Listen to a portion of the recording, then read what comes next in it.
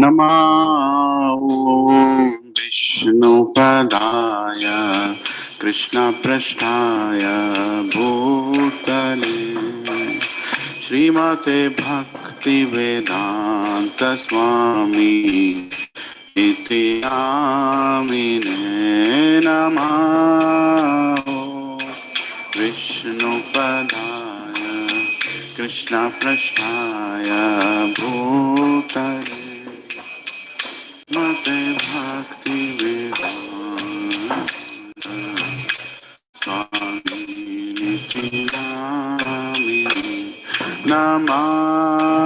ॐ विष्णुपदाय कृष्णपृष्ठाय भूतले श्रीमते भक्तिवेदांत स्वामी इति नामिने नमः।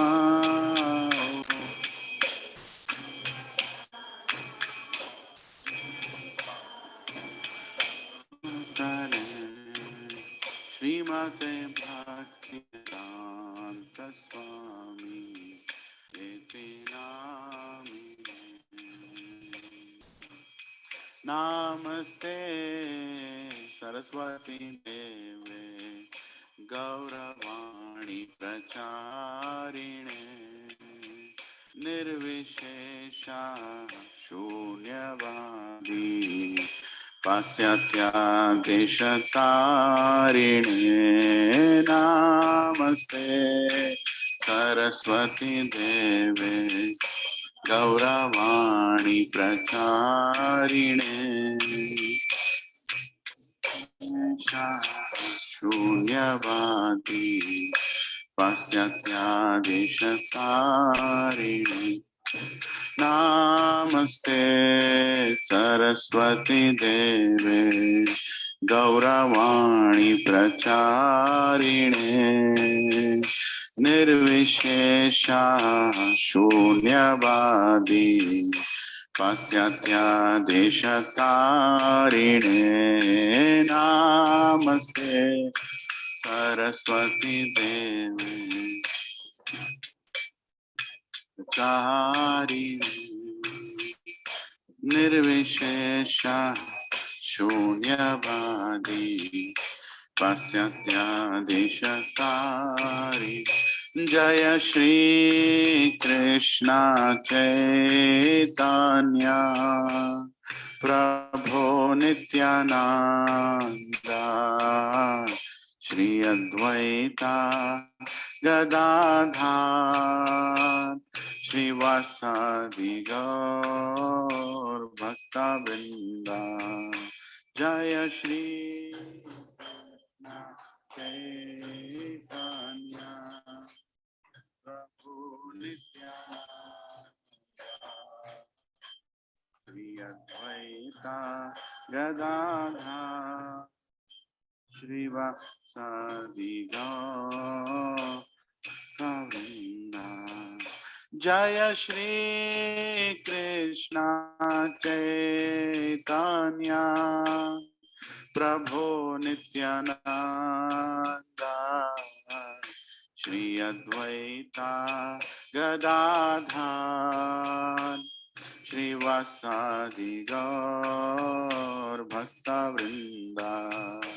जय श्री कृष्ण चैतन्य प्रभु नित्यानंद गदाधर श्रीवासादि गौर भक्तवृंद। हरे Krishna Krishna Krishna Hare Hare Hare Ram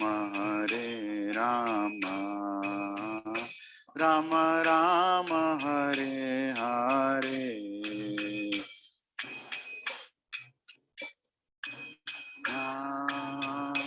Krishna Krishna Hare Hare Hare Ram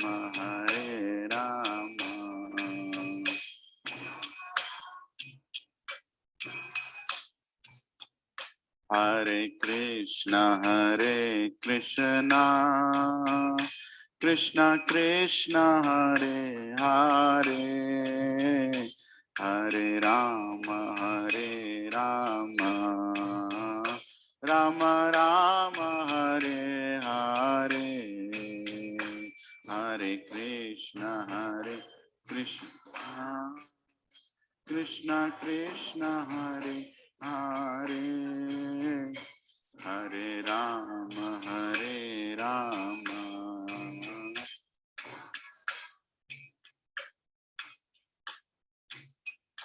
Hare Krishna, Krishna Krishna, Hare Hare, Hare Rama, Rama Rama, Hare Hare.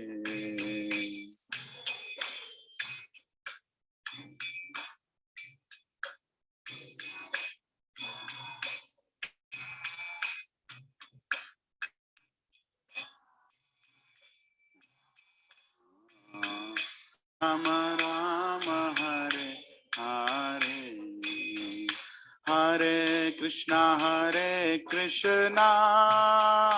Krishna Krishna, Hare Hare, Hare Rama, Rama Rama, Hare Hare, Hare Krishna, Hare Krishna,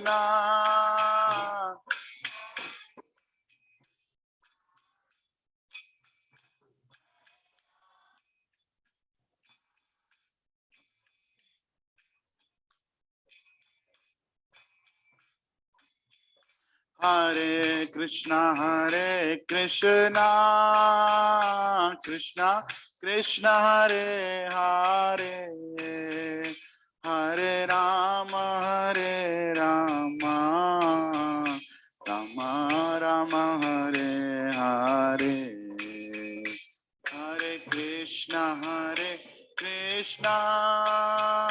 Krishna Krishna, Hare Hare,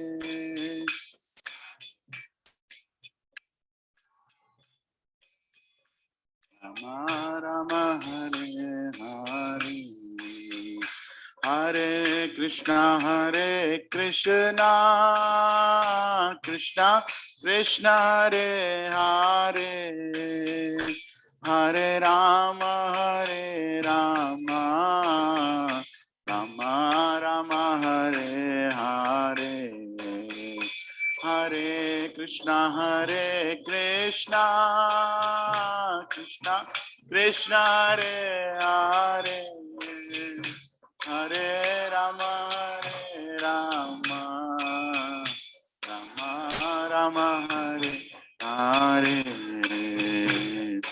Hare Krishna, Krishna Krishna, Hare Hare, Hare Ram, Ram Ram, Hare Hare.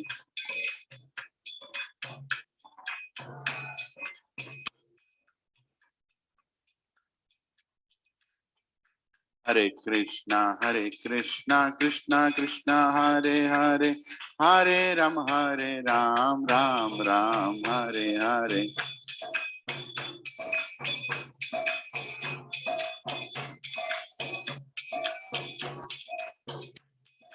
Hare Krishna, Krishna Krishna, Hare Hare, Hare Ram, Ram Ram, Hare Hare.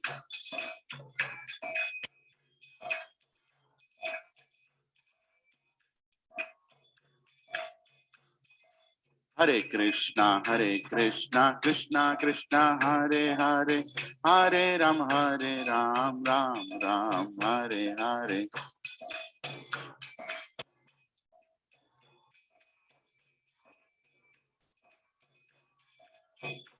Hare Krishna, Krishna Krishna, Hare Hare, Hare Rama, Rama Hare Hare, Hare Krishna, Krishna Krishna Hare Hare Hare Rama Rama Rama Hare Hare Hare Krishna Krishna Krishna Hare Hare Hare Ram Ram Ram Hare Hare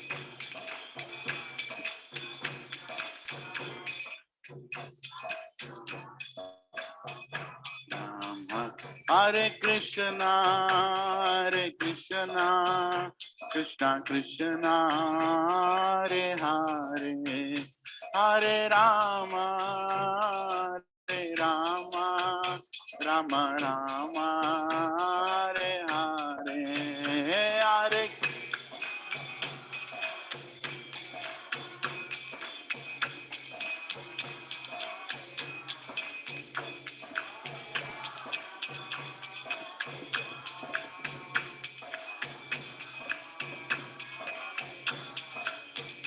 Hare Hare Krishna Krishna Krishna Hare Hare Hare Rama Rama Rama Hare Hare Hare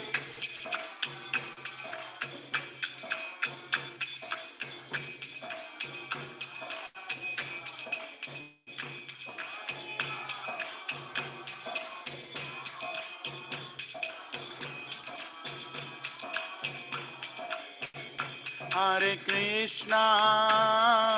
Krishna Krishna Krishna Hare Hare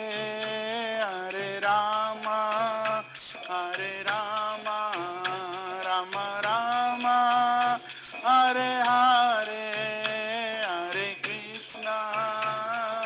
Krishna Krishna Krishna Hare Hare Hare Rama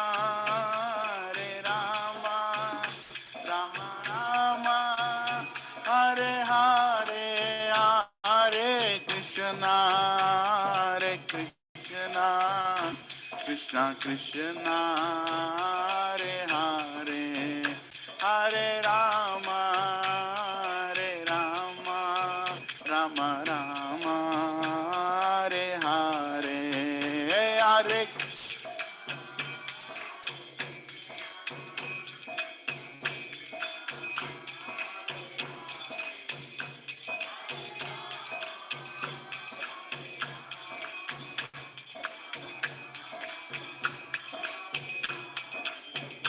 Hariharaya Nama Krishna Yadavaya Nama Hariharaya Krishna Yadavaya Namaha Yadavaya Madhavaya Keshavaya Namaha Gopal Govinda Ram Shri Madhusudana Giridhari Gopinath Madana Mohana Shri Chaitanya Nityananda Shri Advaita Sita Hari Guru Vaishnava Bhagavad Gita Shri Rupa Sanatana Bhatta Raghunatha Shri Jiva Gopala Bhatta Das Raghunatha Hare Krishna Krishna Krishna Hare Hare Hare Ram Ram Hare Hare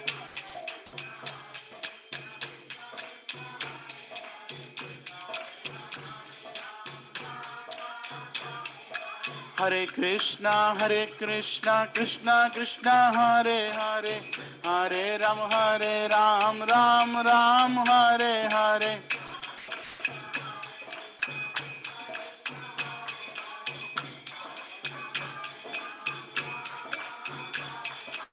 Hare Krishna, Hare Krishna, Krishna Krishna, Hare Hare, Hare Rama, Hare Rama, Rama Rama, Hare Hare, Hare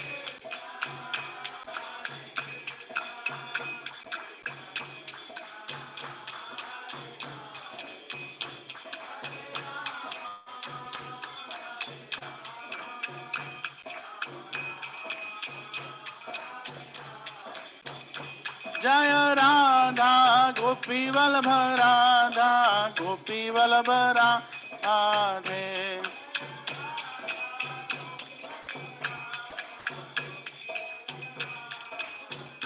जय राधा मदन मोहन राधा मदन मोहन राधे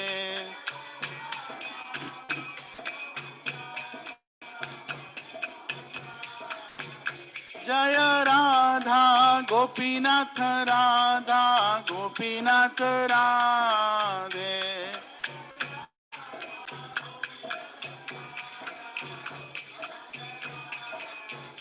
जय राधा श्याम सुंदर राधा श्याम सुंदर राधे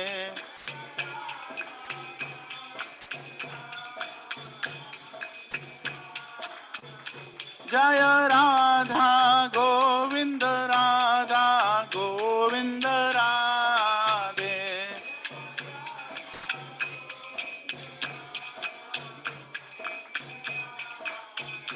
जय राधा वृंदावन चंद्र राधा वृंदावन चंद्र राधे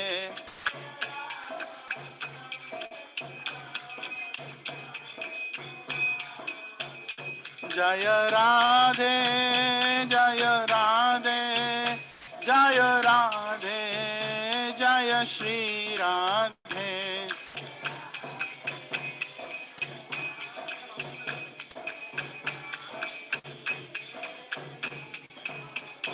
जय कृष्णा जय कृष्णा जय कृष्णा जय श्री कृष्णा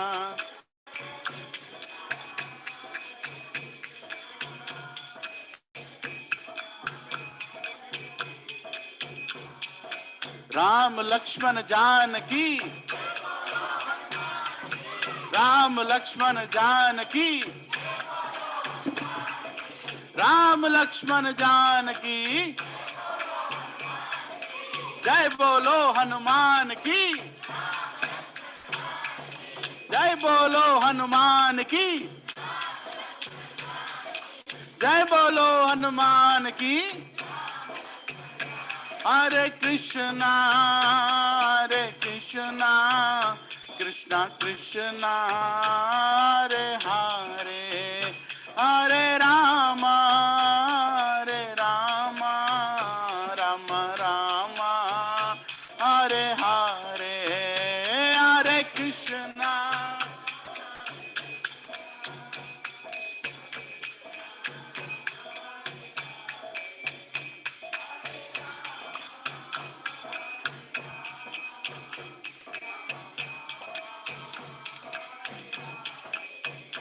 जय जगन्नाथ जगन्नाथ बलदेवा जय सुभद्रा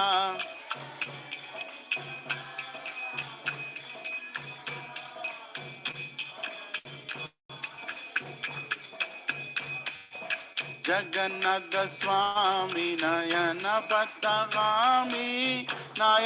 पथगामी भाव तुम्हें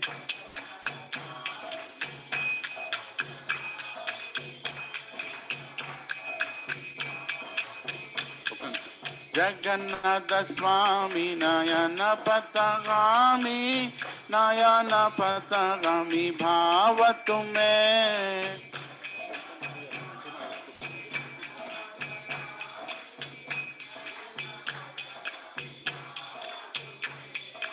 जगन्नाथ स्वामी नयन पथगामी भाव तुम्हें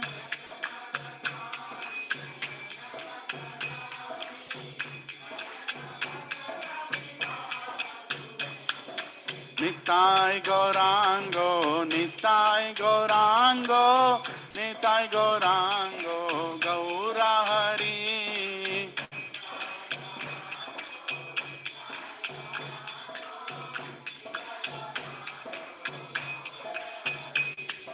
Jaya Sachinandana, Jaya Sachinandana, Jaya Sachinandana, Gaura Hari.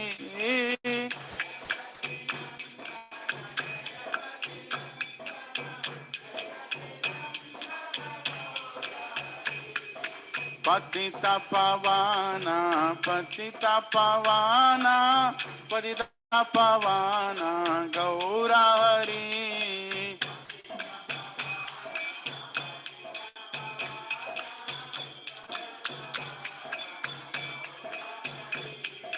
Patita Pavana, Patita Pavana, Patita Pavana, Gaura Hari.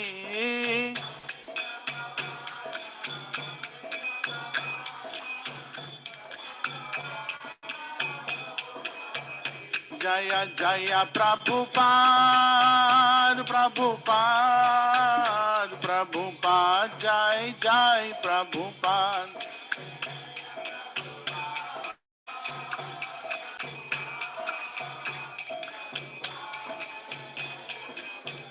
Jaya Jaya Gurudev, Gurudev, Gurudev, Jai Jai Gurudev.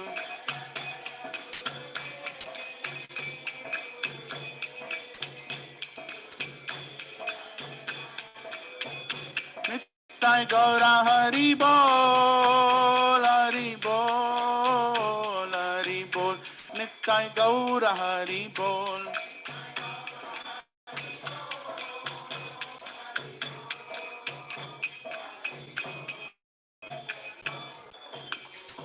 Shri Sitaram Lakshman Hanuman की जय, श्री राधा गोपी वल्लभ की जय, श्री जगन्नाथ बलदेव सुभद्रा माई की जय, श्री निताई गौरंग भगवान की, ऐसी भक्ति वेदांत स्वामी श्रील प्रभुपाद की, श्रील गुरुदेव की, निताई गौर हरि प्रेमानंदे। हरि हरि बोल, हरि बोल।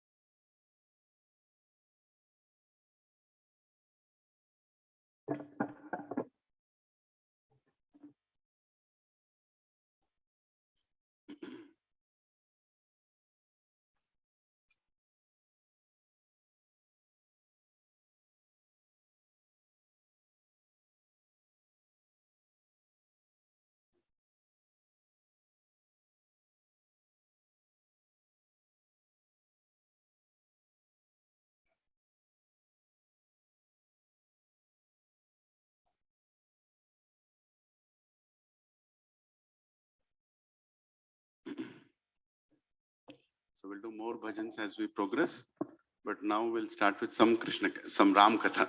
I'm so used to saying Krishna Katha.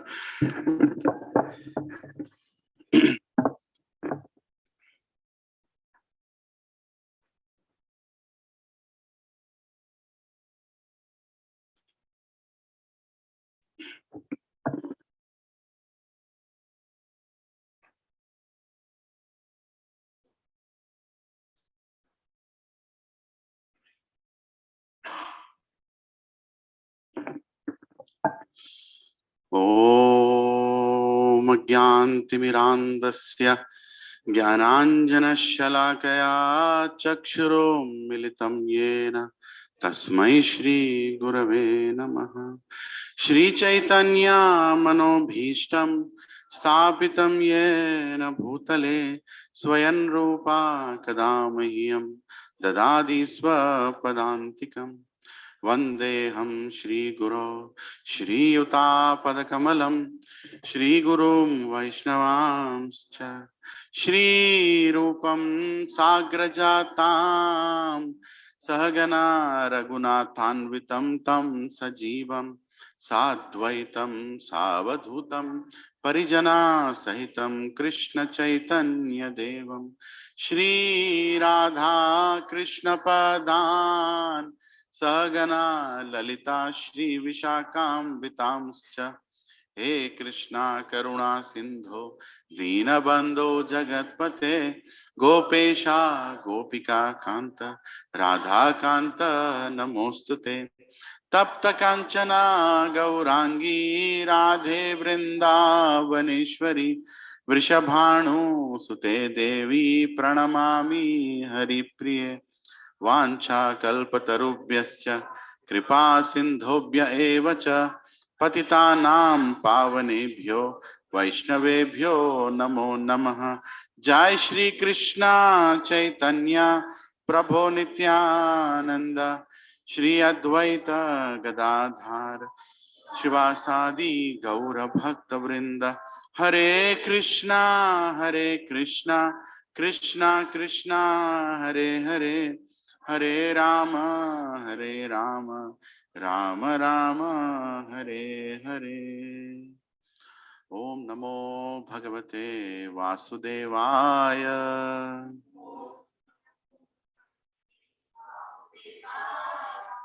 ओम नमो भगवते वासुदेवाय।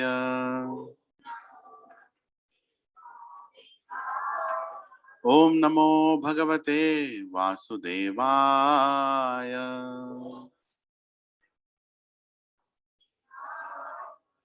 Everyone please repeat after me. Narayanam namaskrityam naram chaiva narottamam devim saraswatim vyasam tato jayamudhirayet nashtaprayeshu abhadreshu nityam bhagavata sevaya Bhagwati उत्तम श्लोके भक्तिर्भवती नैष्ठिकी कृष्णाय वासुदेवाय देवकी नंदनाय च नंदगोपकुमाराय गोविंदाय नमो नमः। नमः पंकजनाभाय नमः पंकजमालिने नमः पंकजनेत्राय नमस्ते पंकजांग्रये नमो महावदन्याय कृष्ण प्रेम प्रदायते कृष्णाय कृष्ण चैतन्य नामिने गौरत्विषे नमः। नमो ब्राह्मण्याय देवाय गौ ब्राह्मणाहिताय च जगद्दिताय कृष्णाय गोविंदाय नमो नमः। नमः ओम विष्णुपदाय कृष्ण पृष्ठाय भूतले श्रीमते भक्ति वेदांत स्वामी निति नामिने नमस्ते सरस्वद्देवे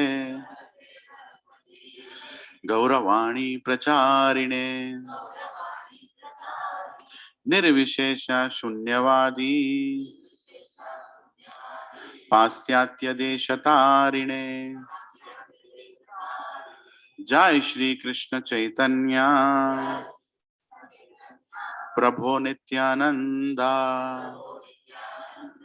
श्री अद्वैत गदाधर श्रीवासादि गौर भक्त वृंदा। हरे कृष्णा कृष्णा कृष्णा हरे हरे, हरे Ram Ram Ram Hare Hare.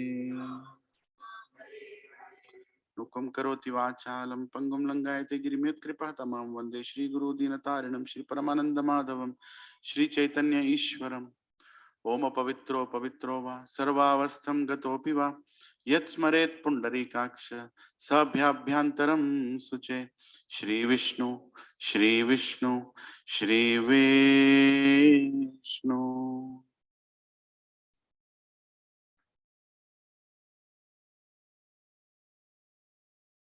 Hare Krishna. Thank you everyone for coming. My humble obeisances, Dandavat Pranam to everybody who has come here. I'm sure you're having expectation that we'll discuss about Lord Ram today, and your expectation will be fulfilled. But I'm not very good at speaking about Lord Ram. That's my problem. I'm not good at speaking anything for that matter. But somehow my guru has taught me to speak a lot about Krishna, because I hear a lot about Krishna. So I'm going to struggle a little today to speak about Ram, you know. But how can we speak about Ram in the given time that we have, right? We hardly can speak, few words maybe or few things about Lord Ram. And today is Ram Navami, right? It's a wonderful festival where the entire world, or can I say the entire universe, is celebrating the appearance of Lord Ram, right? It's not something that we people are celebrating here. The whole country is celebrating today. And after many years of freedom, today in Ayodhya, there is a great festival, right? There are many people who have traveled from all parts of India to Ayodhya today. And we all also one day will go to Ayodhya. Who all has a wish to go to Ayodhya here? Yeah, we should go to Ayodhya. Why not? That's the appearance place of Lord Sri Ram, right? So that's amazing. So we will sing a small bhajan of Lord Sri Ram. I'm also practicing. I'm being very frank here. As I said, I'm not very good at bhajans of Lord Sri Ram. So please repeat after me. It will increase our love for Lord Ram while we go and discuss couple of stories from Ramayana, right? Few instances from Ramayana which will give us life lessons now. Ramchandra रघुवीरा Ramchandra रणधीरा चंद्र रघुवीरा रामचंद्र रणधीरा रामचंद्र रघुवीरा रामचंद्र रणधीरा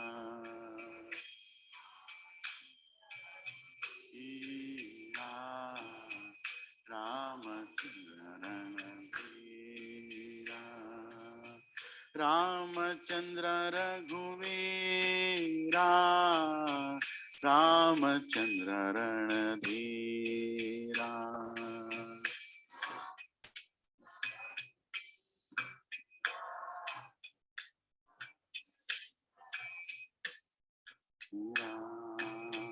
रामचंद्र रघुरामा रामचंद्र परंधामा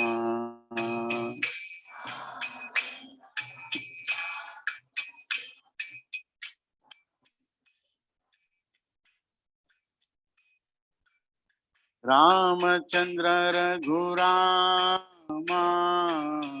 रामचंद्र परंधामा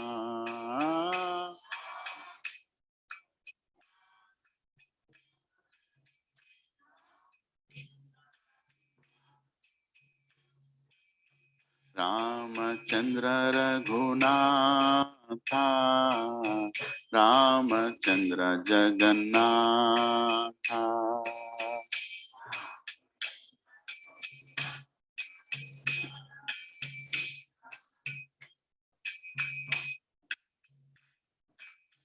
रामचंद्र रघुनाथा, रामचंद्र जगन्नाथा, राम रघुनाथा, रामचंद्र जगन्नाथा, रामचंद्र मम बंधु, रामचंद्र दय सिंधु,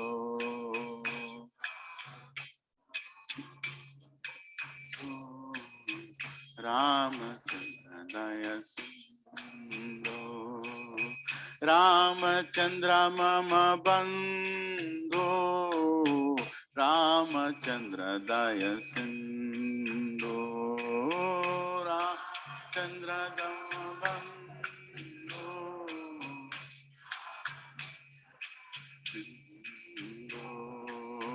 रामचंद्र रघुवीरा, रामचंद्र रणधीरा,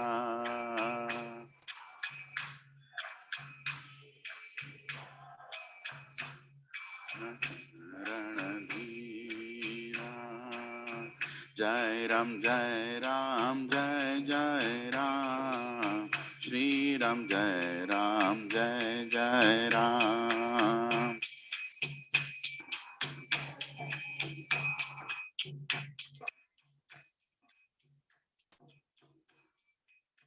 जय राम जय जय राम, श्री राम जय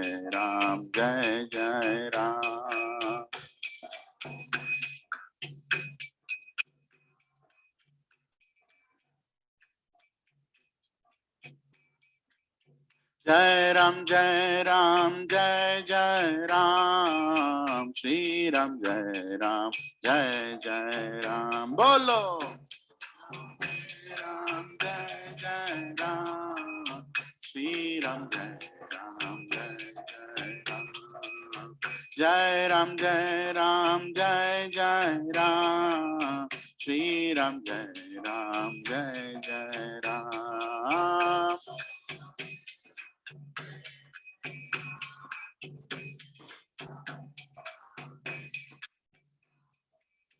रामचंद्र रघुवीरा, रामचंद्र रणधीरा,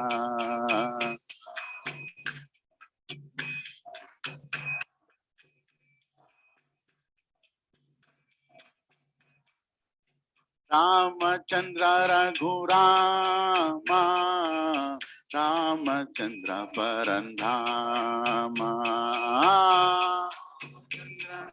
रामा, रामचंद्र नामा, रामचंद्र रघुनाथा, रामचंद्र जगन्नाथा,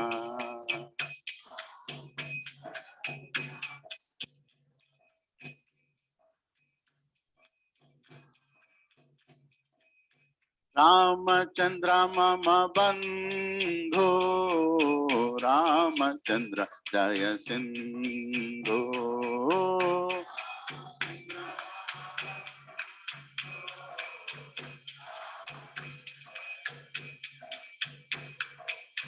हरे कृष्णा कृष्णा कृष्णा हरे हरे, हरे राम राम राम हरे हरे, हरे कृष्णा कृष्णा हरे हरे, हरे राम राम राम हरे, हरे कृष्णा कृष्णा हरे हरे, हरे Ram Ram Hare Hare,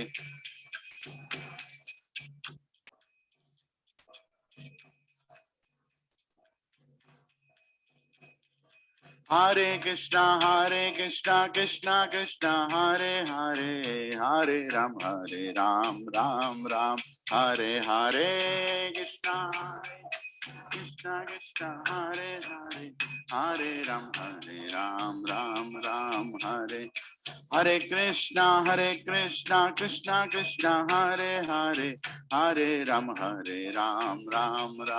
Hare Hare,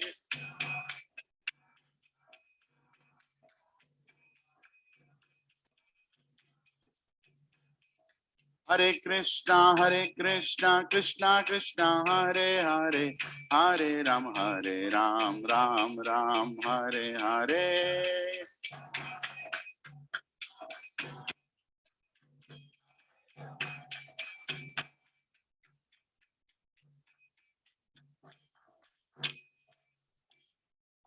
Shri Ramachandra Bhagavan ki, Shri Sita Ram Lakshman Hanuman ki, Nitai Gaura Hari Premanande, Hari Hari Bol, Hari Bol, Hari Bol. Hare Krishna. Yes, so many millions of years ago, there is a history of Valmiki writing Ramayana. We all know who wrote Ramayana. The original text of Ramayana was written by Hare Krishna, was written by Valmiki himself.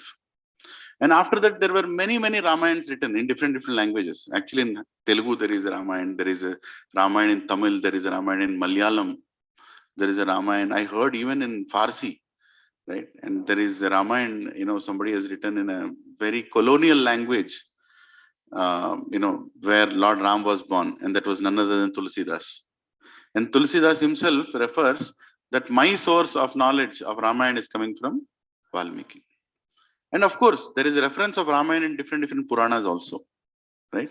Every Purana has different references of Ramayana, but the Sampurna Ramayana is there in Valmiki Ramayana. Like even in Srimad Bhagavatam, which is the final Purana written by Vedavyas, he refers to Ramayana in 2 chapters. There are more than 18,000 verses in Bhagavatam. In that, he has given around 100 verses for Ramayana. But he says, what can I speak about Lord Ram in 100 verses?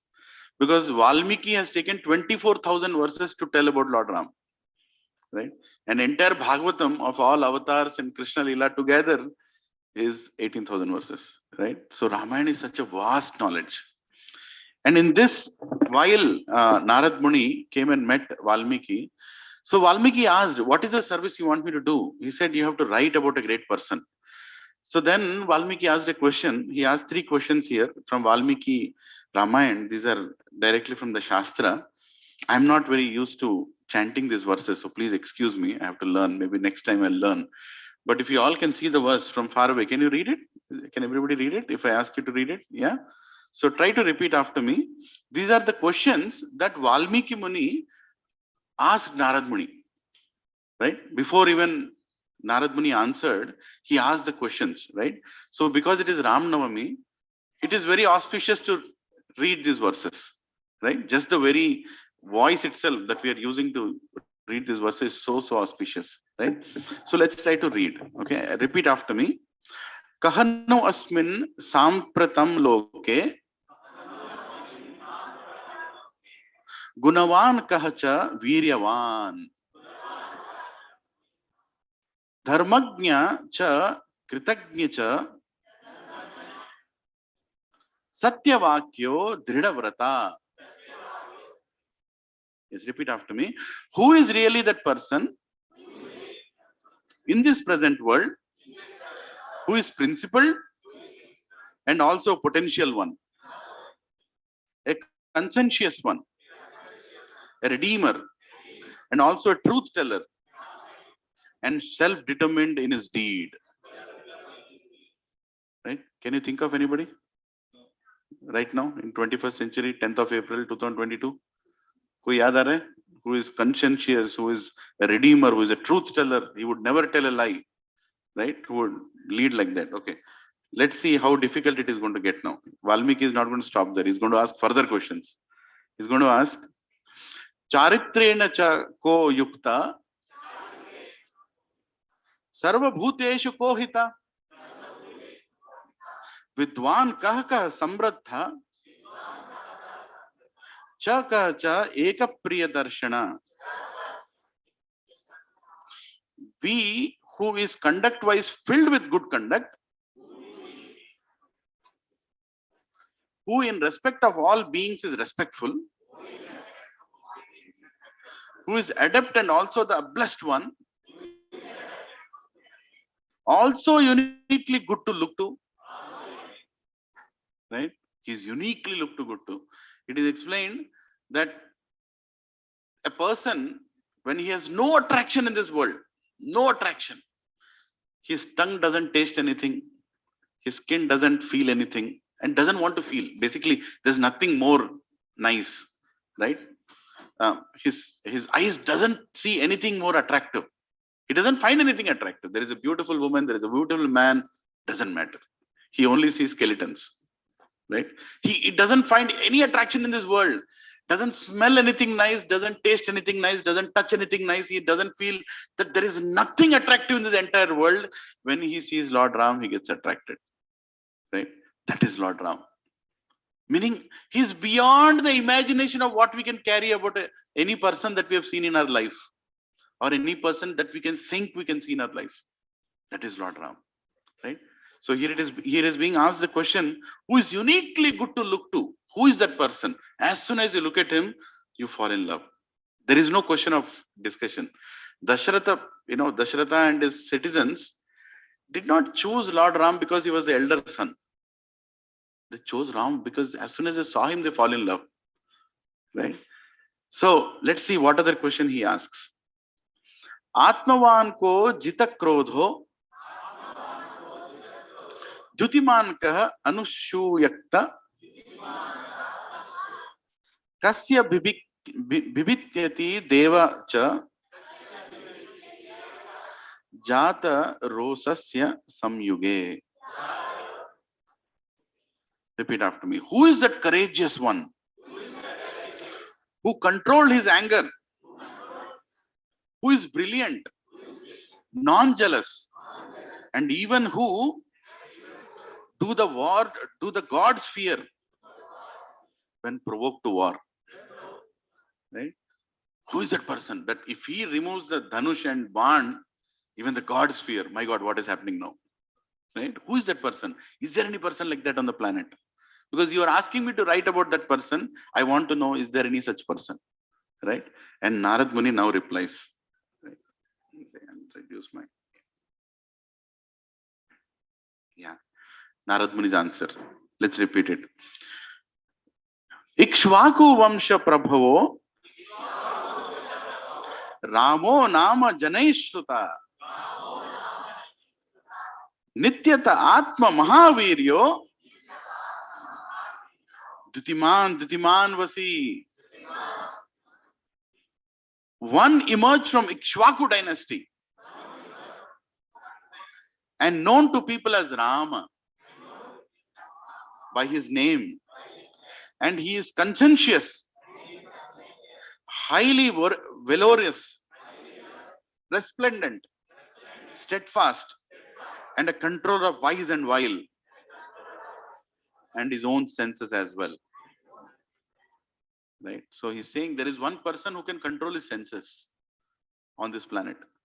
The one person who is completely in control of everything. Right? And that person's name is Ram. He has taken birth. Now this can go on for many more verses. Actually, I just chose one verse. If you read Valmiki Ramayana, and I'm sure many of you are more knowledgeable than me here, it is flowing. I thought, let me take few verses, and then I started reading and I said, okay, we don't have time now. I have to stop it somewhere, because the glories of Lord Ram, when Narad Muni was explaining, it had no end to it. It had no end to it. In fact, it is explained that every scripture that we have here, we only have a partial version of that scripture. That there is a Ramayana book behind you. We have bought some books here if you want to take. So these books, how thick is Ramayana here? This thick, right? This much? How many pages? Maybe 200, 300 pages there. And if you go to Valmiki Ramayana, maybe 24,000 verses, meaning maybe something like 20,000 pages. I don't know, just guessing, right? When you go to the next loka, when you go to the next planetary system above us, there the Ramayana will be 40,000 pages. And if you go to the next loka, it might be 4 lakh verses. If you go to the next loka, it might be even more and more and more. And finally at Brahma loka, Satya loka we call it, 14 planetary systems we are in between. In the topmost planet, it is 100 crore verses. So how many here wants to buy Ramayana? Which version do you want to buy? The one that Brahmaloka has, the one that Bhuloka has. Bhuloka Ramayana hi adha hall le lega. Right? Half the hall is gone for Bhuloka Ramayana. But if you go to Brahmaloka Ramayana, kitne books chahiye? I don't think, the entire building can fill as many books as will be there in 100 crore verses, right? So there is this nice episode of discussion between Lord Shiva and Parvati. It's mentioned in the Puranas, where Lord Shiva is chanting Ram Nam and he's looking for, I want to read Ramayana. And Parvati is also, let's do something together. You have put me in Kailasha already. I don't have a home. You have not given me any good comforts, but at least by reading Ramayana, we'll feel happy. So let's read Ramayana together. And found this 100 crore verses Ramayana. He got it, right? The Ramayana in Brahmaloka, he found it, Lord Shiva. And as soon as he found it, he was in ecstasy, right? And there is explanation of who is Lord Shiva in Srimad Bhagavatam, greatness of Lord Shiva. Please repeat after me. This is Srimad Bhagavatam, 12th canto, 13th chapter, 16th verse, right? Nimna ganam yatha ganga. Come on, everybody enthusiastically. Very nice verse. Nimna ganam yatha ganga. Devanam achyuto yatha. Vaishnavanam yatha shambho. Purananam idam tatha. Translation, repeat after me. Just as the Ganga is the greatest of all rivers, Lord Achyuta, the supreme among deities, and Lord Shambhu, Shiva, the greatest of Vaishnavas. So Srimad Bhagavatam is the greatest of all Puranas. Right? It is being explained that among all the rivers, right, the greatest is Ganga. Why is it the greatest? Because it is coming from the lotus feet of Narayan. And it is falling on the head of Lord Shiva. And from the head of Lord Shiva, it is coming into our planet. Right? So it is the greatest of the river. So if there is a river, if there are many rivers, the greatest river is Ganga. And if there are many deities, there are many deities, many vigrahas, many avatars, there are many expansions of the god, of different of Matsya, Kurma, Narsimha, Rama. And there are many. Lord Achyuta is the greatest. Who is Achyuta? Krishna. Swayam Krishna. Right? Ishwaraha Paramaha Krishna Sachidananda Vigraha Adir Govinda Sarva Karana Karanam. Right? So Achyuta is greatest. Now, then Purananam idam tatha. Among all the Puranas, there are 18 Puranas, there are 18 Upapuranas, there are Tamil Puranas, there are many Puranas, Sthala Puranas. Among all the Puranas, Srimad Bhagavatam is the greatest. Amala Purana. Right? Spotless Purana. Everything is Bhakti. So it is also mentioned here, Vaishnavanam Yatha Shambhu. Among all the Vaishnavas, who is the greatest Vaishnava? Lord Shiva. So how is Lord Shiva, the greatest Vaishnava? What are the qualities of a Vaishnava? Who can be called as a Vaishnava? If you see a person outside, how can you call him as a Vaishnava? Because he's wearing a tilak. Right? This tilak, how much can you buy this tilak for? 40 rupees maybe. Right? This kurta, how much you can buy it for? 200 rupees. Right? This dhoti, in discount, you can buy it for 200 rupees. Right? This khandava maybe for another 100 rupees. So 540 rupees, will you become a Vaishnava? Huh? Just because I'm wearing all this, am I a Vaishnava? No, I'm not a Vaishnava. Vaishnava means somebody who loves everybody. Pandita Samadarshinaha, Krishna says. He is a Vaishnava. He sees God in everybody. He sees God in every single living entity, not only a human. He sees God in everything. He wants to share anything that he gets. And he doesn't think that anything belongs to him. Right? Ishavasyam idam sarvam. Everything belongs to God. Everything belongs to God. He doesn't feel that anything is mine. For example, you bought an apartment here. This apartment is mine? No, it is not mine. It is Krishna's. It is God's. He gave it to me. Just because you earned hard. Did you get that apartment? There are so many people earning hard everywhere. Did everybody get an apartment? No. If you really introspect, we are being given. We think that we are getting it. Prakrite kriyamanani gune karmani sarvasha hankara vimudatma kartaham iti manyate. Krishna is saying, Ahankara Vimudhatma, only a foolish person with ego thinks that he is doing things and is getting things. Actually, it is being given by Prakriti, according to our karma. So anyway, so here, Lord Shiva is the greatest Vaishnava because he doesn't like to keep anything with him. He likes to only give. Whatever he gets, he gives. So one of the another Sanskrit verse which explains the Vaishnava, please repeat after me. Paropakaram idham shariram. Paropakaran idham shariram. Repeat after me. The best way to find yourself is to lose yourself in the service of others. This is actually the verse which should be taught in every school, every college, every educational institution, every office. Our life is to serve. It's not to be served. Our life is to serve. Paropakaram idam shariram. Now, Lord Shiva, he got this 100 crore verses.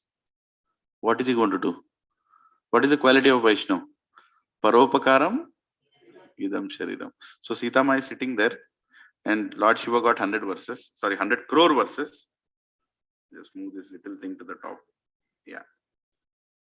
Somewhere here. Yeah. Right? Now he got this 100 verses, immediately decided, I am not going to keep this 100 crore verses. So many people are suffering. So many people are suffering in this world. They don't know the glories of Lord Ram. I already know a little bit, but these people don't know. Let me distribute these glories of Lord Ram. Right? So there are upper planetary systems, middle planetary systems, bottom, below. What is the upper planetary system name? What is the middle planetary system? What is the lower planetary system? No need to tell. We don't want to go there. We don't want to even name it, right? Who wants to go to Patala? We don't want to go to Patala, right? So here, what is happening here is, as soon as he got this 100 crore verses, Lord Shiva wanted to distribute them, right? And how much did he distribute? 33 crore to the upper planetary system, 33 crore to the middle planetary system, 33 crore to the lower planetary system. So how many verses are left? Any mathematician here? 1 crore verses are left, right? So he got 1 crore. Lord Shiva had 1 crore. Now Parvati is saying, okay, I know you are Paropakaram idam shariram. I know you are a Vaishnav. You have given your 33 crore, abbas karo. Now we are going to read this 1 crore verses together, right? We want to read about Lord Ram. And then Lord Shiva's problem. What is his problem? Paropakaram idam shariram. He looked at that 1 crore verse and said, no. I think a little more I'll give. So again he distributed 33 lakh. Now Parvati is saying, bas karo ji, abhi humko bhi padna hai. We also want to read. So then how much is left now? 1 lakh is left, right? So 1 lakh verses is good. No, Parvati said, I think whole month we can read now, right? But Lord Shiva, again the problem is Paropakaram idam shariram. No. I can't keep 1 lakh verses like this. I have to give this. Look at these people in Gachibowli and Madhapur. I have to give verses. These people have to read. These people don't have any time. मर रहे office में काम करके, Infosys, Wipro, Microsoft, पता नहीं, इनको देना ही पड़ेगा, है कि नहीं? परोपकारम idam shariram. क्या किया 1 lakh verses को? 33,000. How much is left? 1,000 is left, right? Now Parvati is like, hey ji, कुछ तो अपने लिए रखो, right? You have not given me a house also. You are keeping me on mountain, right? At least let us have this 1,000 verses. 1,000 to, matlab every week we can read 1,000 verses. Let us read. But there is a problem. What is the problem? Paropakaram idam shariram, right? Immediately he said 33, 333, 333, दे दिया, खत्म. कितना बाकी रहा? How much is left? Somewhere it will jump and come. 1 verse is left. Now Parvati is like, "Hey ji, बहुत हो गया. Even I am your wife, right? I can expect at least 1 verse to be kept by you. It is for our family. We can read this 1 verse. But there is a problem. That 1 verse has 32 words. And Lord Shiva is looking at that 1 verse. 32 words. Parvati, क्या करेंगे 32 words का हम लोग? 32 words we can read. No. Paropakaram idam shariram. क्या किया? 10 दे दिया. Another 10, another 10, another. Lower planetary system, upper planetary system, middle planetary system. How much is left? 2 words. 2 words are left. That's all. He got 100 crore verses. Left with one verse, he had 2 words now, and the 2 words are Rama. And then Lord Shiva told Parvati, what need is there if there are 100 crore verses? Now I will constantly chant this holy name, Rama. Can we all tell? Rama, Rama, Rama, Rama, Rama, Rama, Rama, Rama, Rama. Right? He started chanting. And even now, Lord Shiva is sitting in Kashi. He's sitting in Kashi. He's holding a bead in his hand. What is he chanting?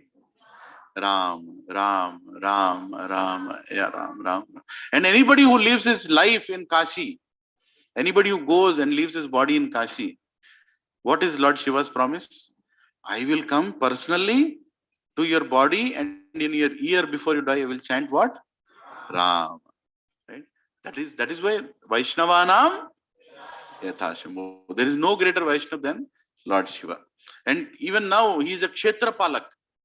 He is a Kshetra Palak of all the Vishnu avatars. Any temple, you see, any Vishnu temple, 4 directions there will be Shiva temples. And we cannot access Lord Vishnu unless we go to Lord Shiva. Very simple. When you go to Tirupati, actually you should go to Kalahasti first. Go to Kalahasti, take the permission. Vaishnavanam Yathashambho. Then he'll say, okay, now we can go to Tirupati. Right? So that is, and he wants to give Narayan to everybody. That is his most dear activity. Right? Now, there are many lessons that we can learn from Ramayana. Many lessons. Actually, a lot of people think that Ramayana is a story in which, Sita got kidnapped and Ram went and brought her back and they united and that's it. That's all it is. But when Acharyas speak about Ramayana, when Acharyas, they discuss about the Leelas of Ramayana, they discuss one Leela for weeks. Just one small Leela in the whole Ramayana they discuss for weeks. And how many lessons we get out of it. So today we are going to attempt few lessons, couple of lessons, which we can apply even our life in this 21st century. Right? Is that okay? Yeah, Hari Bol, Hare Krishna. Yeah, the first lesson we're going to discuss is don't judge without understanding. How many of us here judge people without understanding? Right? Without understanding, right? Before giving a benefit of doubt, we immediately judge people. As soon as you see somebody, I think this fellow is like this. I think this person is like this, right? We immediately want to judge people. So in Ramayana, there is the story of, we all know this, about these 2 Vanaras, who is Vali and Sugriv, right? So from this story itself and how Lord Ram came into their life and how he taught us a lesson, we'll go through this, right? So Vali and Sugriv were born to a king named Vraksharaj. How many have gone to Hampi, Udupi, those places here? Yeah, some of you have gone? Yes, wonderful. So you should go there if you're not gone, right? That is a place where Vali and Sugriv and all of them used to be there, right? So Bali he became the king after his father left the dynasty for him. And Sugriva was very happy to serve Bali. They did not have any issues. The property is mine, will divide into half, nothing like that. So he is the king and I am his servant. And Sugriva was very happy being the servant, right? And then Bali, he had a wife. His wife's name was Tara and his son's name was Angad.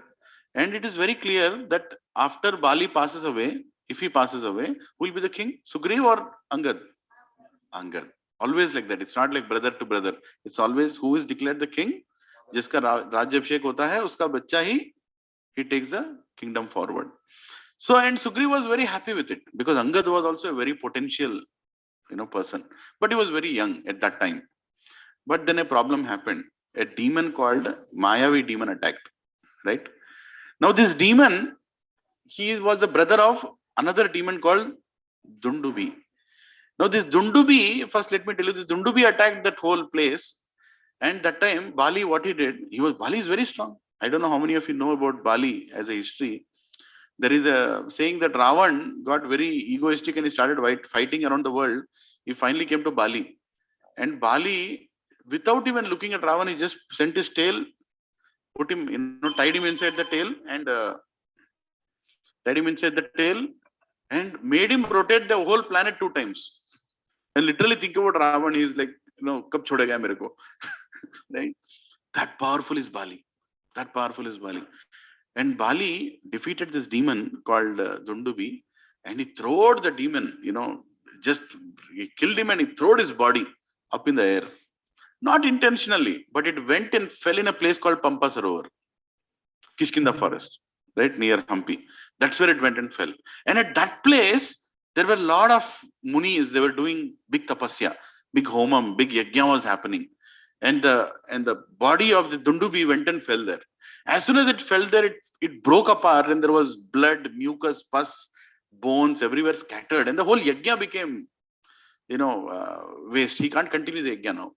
Immediately he cursed that whoever threw this body in this place, if he comes to this place, he'll immediately die. Right? And that is the reason Bali could never dare to enter Pampa Sarovar.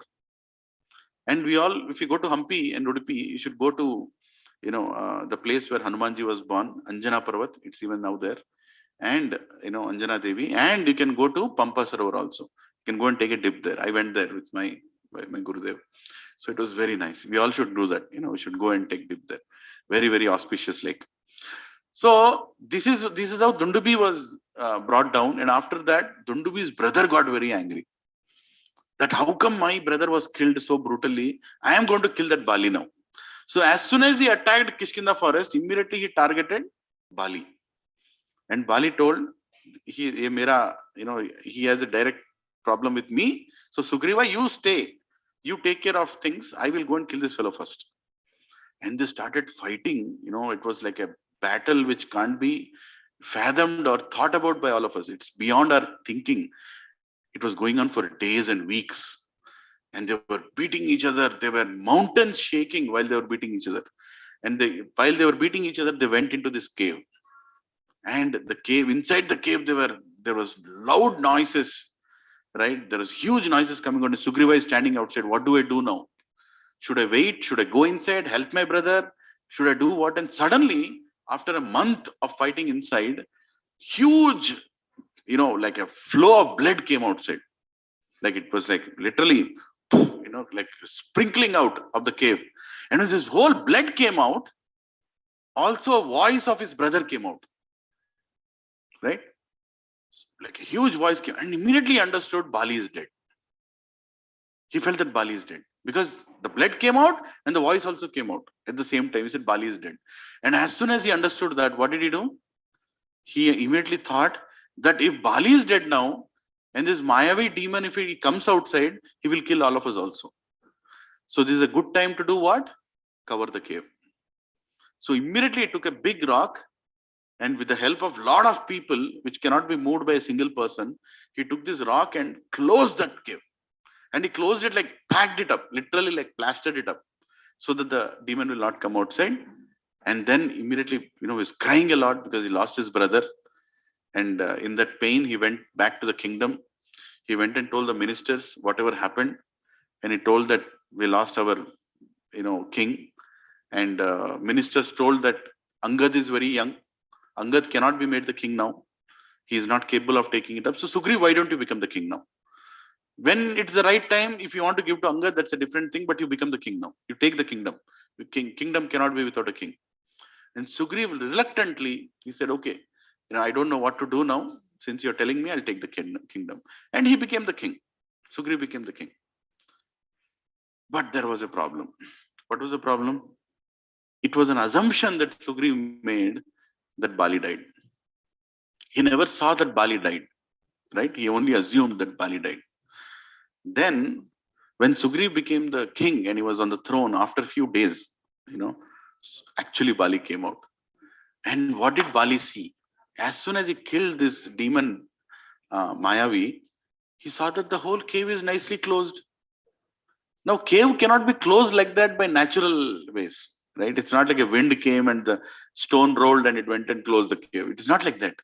It looks to be properly planned. Then Bali got it out. Looks to be a conspiracy. Right? This did not happen naturally. Somebody has made it happen. So then he started thinking. Then first he has to come out of the cave. With a great difficulty, he opened the door. It was not possible for a normal person to do it because it was a huge, like almost a mountain was blocking that cave. Because he was Bali, he could push it for days and days and days. He opened it and then he came. Already he was angry, right? He was angry that who closed the cave? I was killing the demon inside. Instead of supporting me, somebody closed the cave. This is nonsense. I'm not going to leave that person. So with a lot of anger, he came outside and then he went to the kingdom. And what did he see? Sugriva is sitting on the throne. And in those days, there is in the Vedas it explained that if a brother dies, the other brother, elder brother dies, the younger brother can take over the house and the king, and even the wife, even the children, he has to adopt, literally. He has to take care of everybody. That is how the culture was. In Kali Yuga, it doesn't work like that. But that is how it was, right? He had to take care. So immediately, as soon as Bali came out, he saw Sugriva and he also saw his wife and Angad, everybody sitting in the palace. So immediately, what did he feel? This fellow has conspired. He wanted to be the kingdom. He wanted to enjoy my family. He wanted to enjoy the wealth. I am going to kill him. And Bali was not an ordinary person. Ravan, he put him in his tail and went around the planet. What can you think of Bali? He was so angry. His eyes were filled with blood. And as soon as Sugriv rushed towards Sugriv to kill him, and Sugriv wanted to actually go and hug that, oh brother, you're alive, you have come back. But looking at his eyes, he ran. He understood Bali is not in a mood to discuss now. He's going to smash. He's going to kill me right away. There is no scope of discussion. And that is a mistake Sugriv did. That he felt so scared, he ran out. And as soon as he ran out, what confirmation did Bali get? He only conspired. Because if he is innocent, he would have stayed and told. But did Bali give the chance for him to speak? No. His attitude was as if, if you're not going to listen to me, I'm going to kill you, basically. There's no discussion. Right? That's what happened. So Sugriva announced, priest told the minister, he became the king, but Bali came, he immediately went on for fighting and Sugriva ran away. Right? Another mistake that Bali did is return to the kingdom to see his brother on the throne. He raged, meaning he immediately became angry. Right? And another mistake he did is looking at Bali's anger, Sugriva immediately ran. So two mistakes happened. So when we also in our life, when we are angry, do we give an opportunity for the opposite person to explain? Right? Something inappropriate happens. Somebody must have done something. Did we give an opportunity for him to explain? Did we even listen to him? Most of the time, the problem today is people talk and reply. What are we supposed to do? Talk and listen. Right? But we don't listen. We want to immediately reply. We talk and we want to reply. And that leads to many, many more problems. And this is exactly what happened in the life of Sugriva and Bali also. That he did not want to hear a reply. He just wanted to go and kill him. Right? So with these three mistakes that have happened, that Sugriva assuming that Bali is dead, and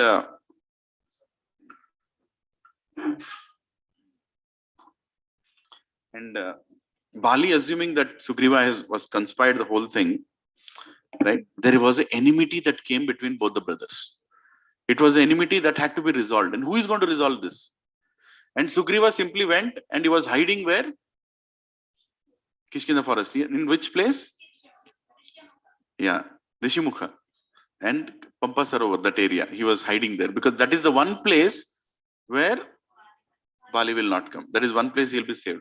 Oh, bro, yeah, I have it. No. Hare Krishna. Thank you, bro. So inference. If you know the English word inference, can anybody tell what is the meaning of inference? What do you feel when you hear a word called inference? Inference, basically, a dictionary meaning says a conclusion reached on the basis of evidence and reasoning. Right? A conclusion that you reach based on evidence and reasoning. Meaning you saw something and you have a reasoning and you came to a conclusion. That's called inference. We all have inferences in life. Right? We all, as soon as we see somebody or see a thing, we immediately have inference. You immediately reach to a conclusion according to what you've seen and what you feel. Right? That is very normal. Now, in case of Sugriva and Bali, Three things we have to observe here. Did both of them observe properly whatever they saw? I think they saw it properly, right? Bali shouted from the cave. Sugriva heard that voice correctly. It was Bali's voice only. And he also see the blood coming out. So his observation was perfect. There was nothing wrong in the observation, right?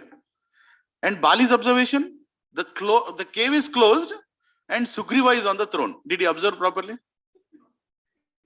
He saw both of them. Cave is closed.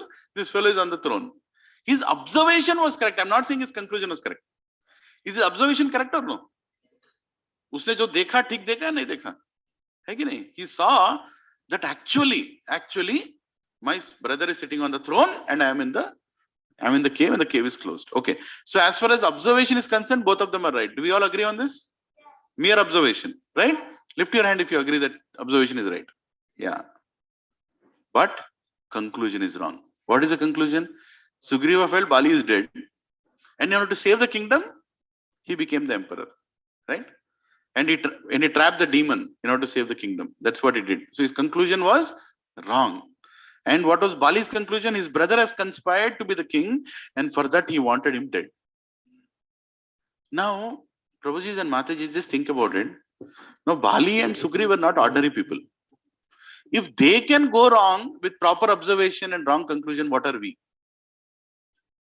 Right? What are we? Lot of people, we think that, whatever I observe, my observation is perfect. Don't we think like that? My observation is perfect. And that is the biggest problem. That is the ego which makes us go to wrong conclusions. Simple. If it can happen to Bali and Sugriva, it can also happen to us. Right? What was the inference that came out of this? So there is evidence and there is analysis. Evidence and analysis together is inference. What is that? Bali is not ready to listen and he will kill me. That is what is the inference. Meaning a kind of conclusion, perspective that came into Sugriva's heart that Bali is not going to listen to me anymore. He is going to kill me. Right?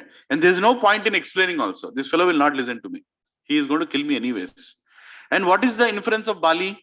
Sugriva is my enemy, so I have to destroy him. He has taken over my wife and family. Is that right? It can happen to anybody. Now, what is the wrong thing that we are seeing in each one of these cases? We think, these are some of the lessons that we can take out of this episode, that we think that we have observed, but my vision is influenced and unbiased. My vision is influenced and not unbiased.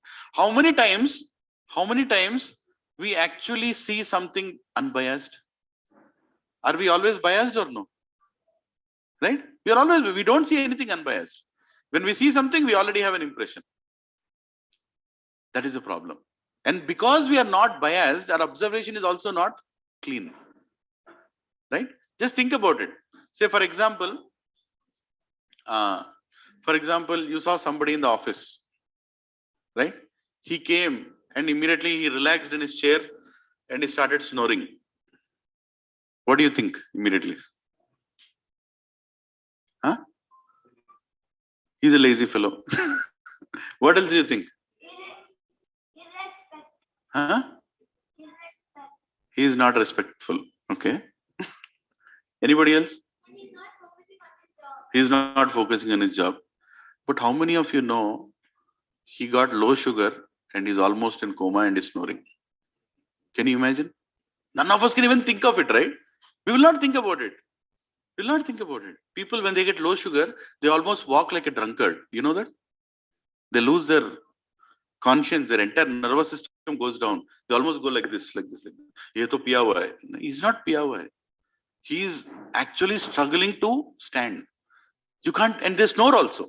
Immediately they start snoring. If you've seen an accident victim, I don't want to see, but people who get with an accident, they get a head injury or something.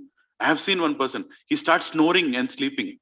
And they actually wake him up because if he sleeps like that, he'll go into coma. Right? So our observation is not clean. It's biased. Meaning our thoughts and conclusions are always not allowing us to see things as they are. Do we all agree with this? Yes. Something is pushing us to, I'm not saying what we are seeing is wrong, but not totally right. We are kind of biased somewhere based on our impression. Do you all agree with this? Yes. Second lesson, wrong conclusion. Our conclusions are mostly self-centered and favorable to our needs and egos, isn't it? Is there anyone here who has concluded? Nana, can you not talk here, please, if you don't mind? Yeah. So, has anyone here concluded anything which has brought pain to you? In life, you concluded something and after that you felt a lot of pain. Did you conclude like that? No. We always conclude in a way which is very convenient for us, which satisfies our ego, where we feel that we are right. Isn't it? There is a fight that happened, husband and wife.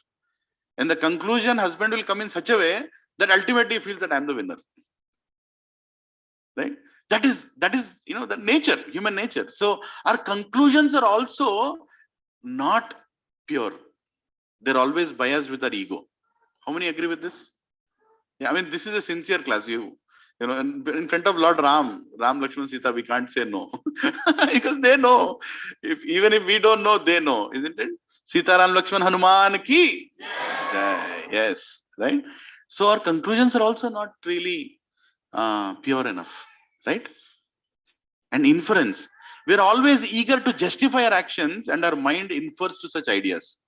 As soon as you do something wrong and somebody comes and tells this is wrong, immediately what do? I'll justify. Mere paas reason hai. I have the reasons. Immediately I'll justify. Right? Wife made upma in the morning. It got burnt. Husband says, "Yende kaal chesnavu." Immediately justification. Natappa. Right? Mera galti nahi hai wo. You know, that fire suddenly came out more. I don't know. Or you forgot your towel. I came to take your towel. Upma got burnt. No, something she'll tell. She'll never tell that.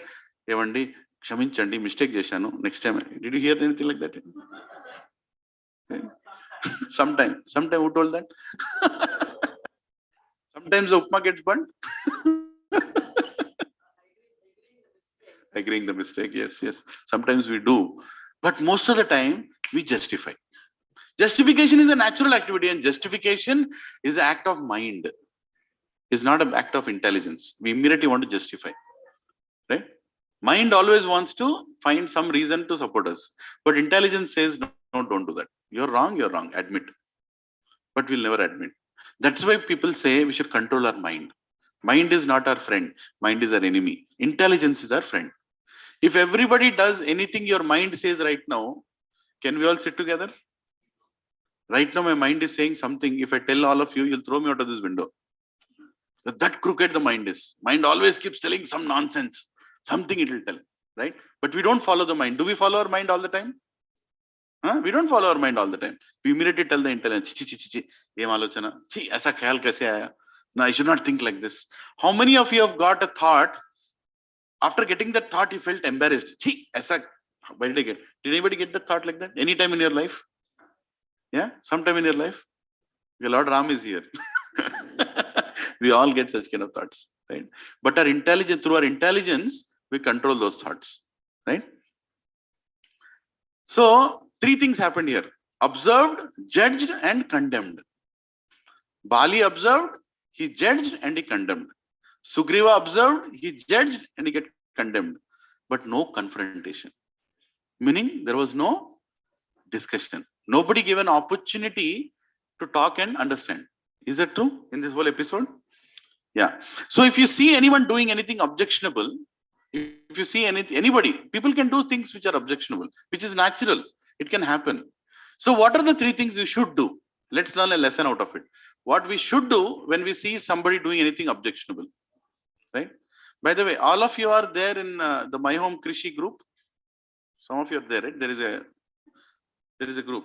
So I'm going to send this PowerPoint to all of you. You don't need to worry. I'll send it to you, right? On the Ramanavami day, I'm requesting you that whatever you learned today here, you can go and share with some people. Can you do that? Yes. For the pleasure of Lord Ram. Okay. In front of Lord Ram, if you can promise that one person I will share, please lift your hand. Whatever you learn here, little lesson, right? Will you all share? Then only I'll send the presentation. Okay? I'll pakka send it. Don't worry about it. This will come to you and you can share with somebody. And if you share this with somebody, Lord Ram will be very happy. right? Because you're talking my katha. Lord of Phil, you're speaking about my Ramayana, right? Yeah. Yes, Mataji. Yes. Yes. Yes. Yes, that's true. But he got too scared of his brother. Bali was so angry on him that he could not even express his intention. And Bali also became very biased. That is the whole thing, right? In spite of proper observation. Yeah, correct. Whatever Sugriva did is right, Mataji. But problem is, he could not explain that to his brother. Because his brother was not in a situation to listen. That is a problem. But he did one mistake. Is that he could have somehow found a way to explain him. But he became very scared and he started staying at another place. See, when a fight happens between two people, if you simply go and stay in different houses, will the fight get resolved? No, right? Patti ko gussa hai. I'm going to my mother's place. Will it resolve anything? Nothing will get resolved, isn't it? It's not going to work like that. You have to sit down and discuss. Whatever problems happen, you should sit down and discuss. Then the issue will be resolved. But Sugriv's mistake was he got too scared. He went and stayed in Pampa Sarovar. Right? He never resolved it. So the point here is whenever there is anything wrong, objectionable, if you see anything objectionable is happening, what are the three things we should do? Right? Number one, give the benefit of doubt and time. Little bit of benefit of doubt you should give to others. Is it true? Is it nice thing to do? Right? As soon as you saw something, somebody is doing wrong, you should not immediately jump on him and pound him and, like conclude on him and make him feel embarrassed about it. No. We should give it. Nanak, where are all the children standing? Can you all settle down? Yeah. You should give some benefit of doubt. Right? For example, I'll tell the story. Not the story, episode. We all see faults in others. We happily see faults in others. That's the first thing that we want to see. That's the nature of the mind. As soon as you see somebody, I am seeing his faults. So I was conducting this satsang in US. There was this satsang in my house. And one person, he was very sincere to come to the satsang. Every satsang he'll come and sit in the front. Like this girl. She'll come and sit in the front. Right? But the problem is, he was a chain smoker. I would never finish my lecture at least in 2 hours. That is my problem. But his problem is every half an hour he has to smoke. So what he would do, he would get up every half an hour, cross through everybody, go back and have a smoke and then come back. But come back and sit where? Again in the front. Right? So the order, the bad order, he used to carry throughout the entire room. And on top of that, he'll ask doubts also. Prabhuji, my doubt is... Immediately I'll get right. I don't know if you've had experience with smokers, They don't know how much order they carry. If they think that I'm okay, they'll just take that freshener. Then they'll feel that I'm fine. But it's not, the whole body carries it. But then what should I do now? I was thinking, what should I do now? Should I tell him, Prabhu, this is satsang. If you're a smoker, you should not come here. Should I say like that? That is also not right. But there is a problem. I was a big fault finder in my own life. There is a festival that used to happen in Boston Harbor where we used to hire a ship every year. For one day, we used to hire a ship. And in that ship, we used to name that ship as Jaladuta. And then we used to keep the deity of Srila Prabhupada, our founder Acharya. We used to keep it there and we used to dance in that ship. That this Jaladuta, Prabhupada came in Jaladuta to Boston. This is the first place where Prabhupada landed. So we'll celebrate. So we all used to celebrate in that boat. And my initial days, I was sitting in that boat and I was like happy and jumping in the boat. And then I went and saw in a corner one American woman who was a devotee in the temple. She was smoking there in the bottom floor. We were on the top of the ship. This lady she was smoking in the bottom. Immediately, what did I feel? Aha, Sherlock Holmes. Right? I found out. See, I found out she's smoking. I'll go and tell whom? Temple president. So I went to the temple president. His name is Mahavishnu Prabhu. I went and told him, Prabhuji, I want to tell you something. Yes, tell me. What is it? Prabhuji, I'm feeling very embarrassed to tell Prabhuji. I'm creating a whole scene. Right? Because finding faults in others and telling it to 10 people gives so much happiness, isn't it? Happiness to the mind, right? Prabhuji, I can't even tell you, Prabhu, what happened. That Prabhuji, Prabhu, you want to tell me, you tell me. We are all having a festival here. You want to share, you share. Otherwise, Prabhuji, how should I tell? Prabhuji, that Mataji, you know that Mataji who makes garlands, you know that Mataji that. Yeah. Yes, Mataji, what happened? Prabhuji, how can I tell you, Prabhuji? You better, you want to tell, you tell. And then, Prabhuji, she was smoking, Prabhuji. He said simply, so what, Prabhu? What is your problem? Go do kirtan. What is your problem? And I was like, Hare, I found her smoking, that too in Jaladuta ship when we are doing festival. And then he told, Prabhu, she has a problem with smoking. She is a chain smoker. But she is coming to the festival, right? She is trying to become a devotee. Are all of us pure here? Everybody is a pure person, purest person. Anybody here? Lift your hand. In front of Lord Ram, I'm sure nobody will lift the hand because he is the most purest, isn't it? So, he simply told, go do your kirtan, Prabhu. It's none of your business. So then I understood that is the observation of a devotee. Devotee doesn't want to see faults. So when I saw this satsang devotee, he used to smoke every half an hour. I requested him during dinner time. I told during prasadam time, Prabhuji, it's okay, you smoke, but why do you come and sit in the front? You can as well sit in the back, right? So that you can easily go out and smoke. Whenever you want, you smoke, but don't sit in the front. Then the devotee felt very embarrassed. He said, I know, Prabhuji, I know you know that I smoke, but what to do? I can't stop my smoking habit. At the same time, your lectures never end in half an hour. You keep going on for 2 hours. So what should I do? I said, that's okay, Prabhu. It's a win-win for both of us. I'll keep my lecture, you keep your smoking, whatever you want to do. So then, but a good person has Krishna sitting in his heart, Ram sitting in his heart. He came back to me after 1 month. He told, Prabhuji, I made a resolution. So what is the resolution? Prabhuji, on the satsang day, I will not smoke. I said, very nice. This is good. Now you can come and sit in the front also. Right? So he started coming and sit in the front. Then he told, Prabhuji, only 1 week in a month I'll smoke. This is also nice. Very good. And after 3 months, he came and told, Prabhuji, I'm not smoking now. Done. I closed the habit. Right? Haribol. Right? So simply by choosing not to see faults in others, we can create such nice relationships. Isn't it? Is it possible? Yes, right? By not judging people and pounding on them and saying, this is bad, this is nonsense, just accommodate each other. We all together can make it work. Isn't it? So that's like give benefit of doubt. So as soon as you see something bad, as soon as you see somebody doing something objectionable, what is the first thing you'll do? You will give benefit of doubt. Will we all give now onwards some benefit of doubt? Yeah? Yes.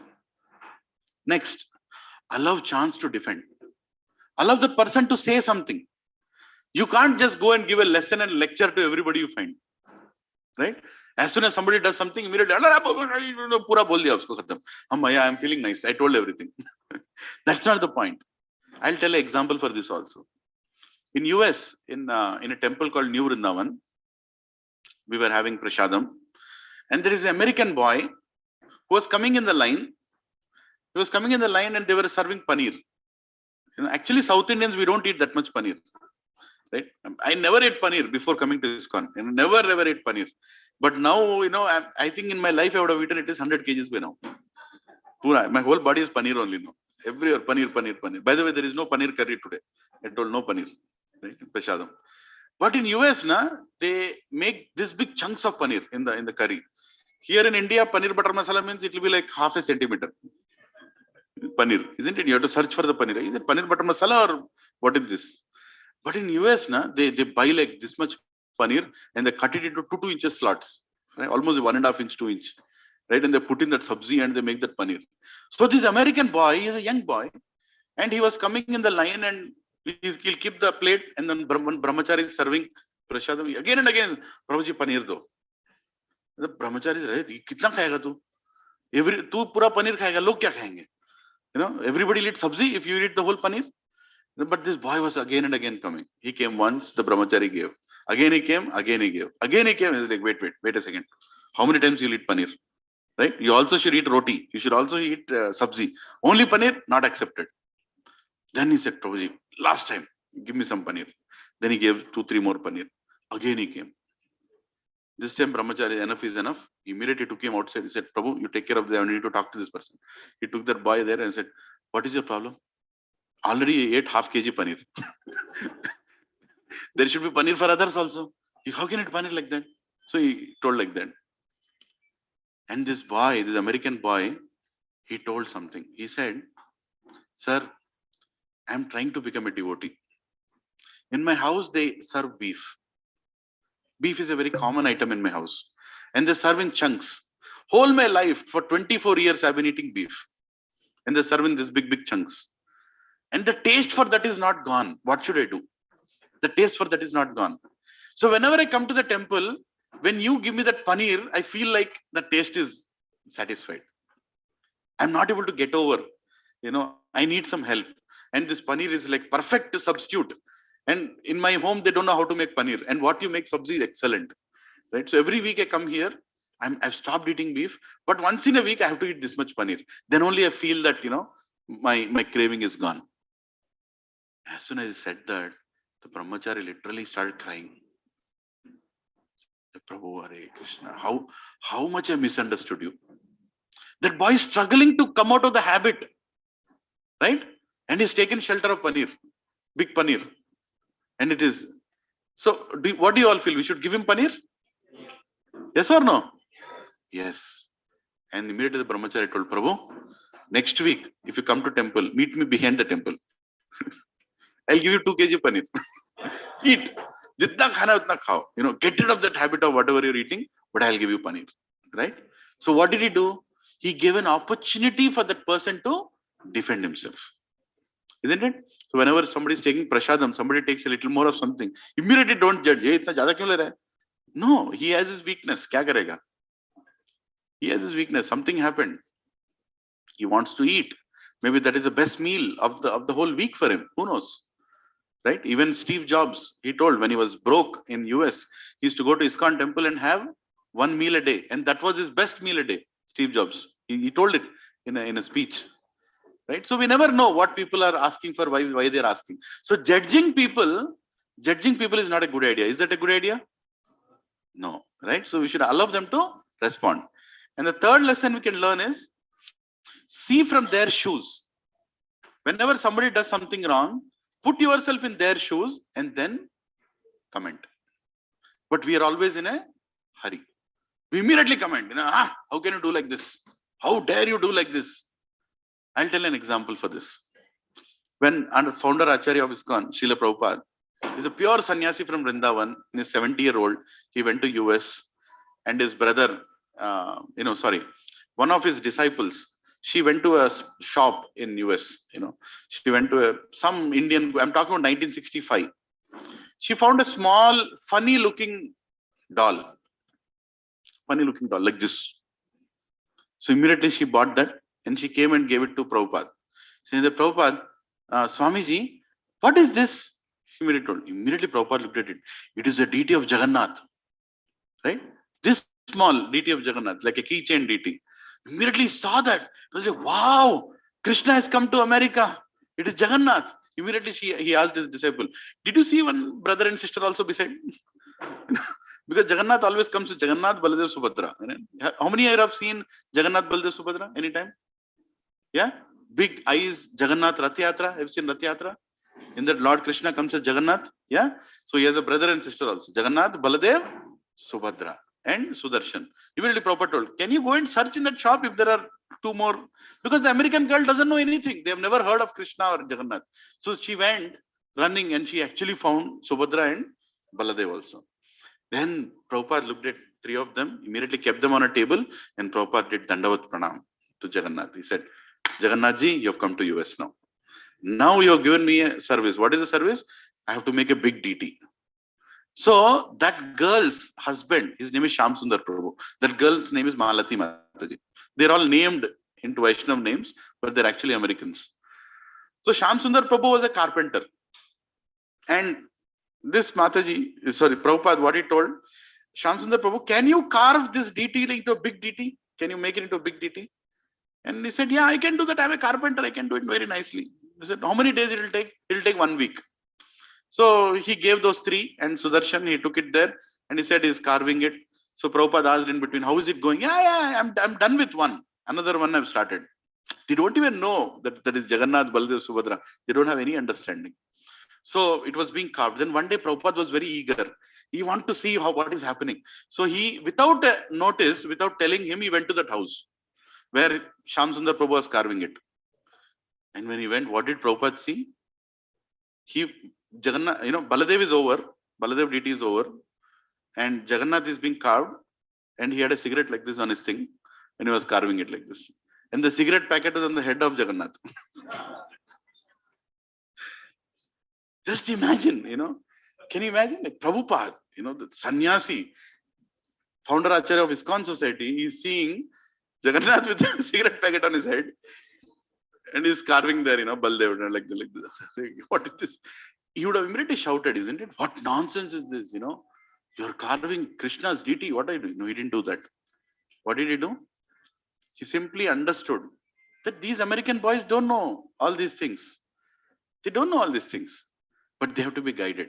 So he went and told that Shyam Sundar Prabhu, that Prabhu, Krishna is here, you are here, hardly few feet away. Do you want to keep a cigarette packet in between you and Krishna? Why don't you throw that cigarette packet away and you'll become a pure devotee of Krishna, and Krishna will take you back home, back to Godhead. Can you do that for me? In a very smiling, grandfatherly way, he told. And immediately Shyam Sundar Prabhu looked at the cigarette, he threw it. Yes, Swamiji, I want to go back to Krishna. I don't want the cigarette. He just threw the cigarette away.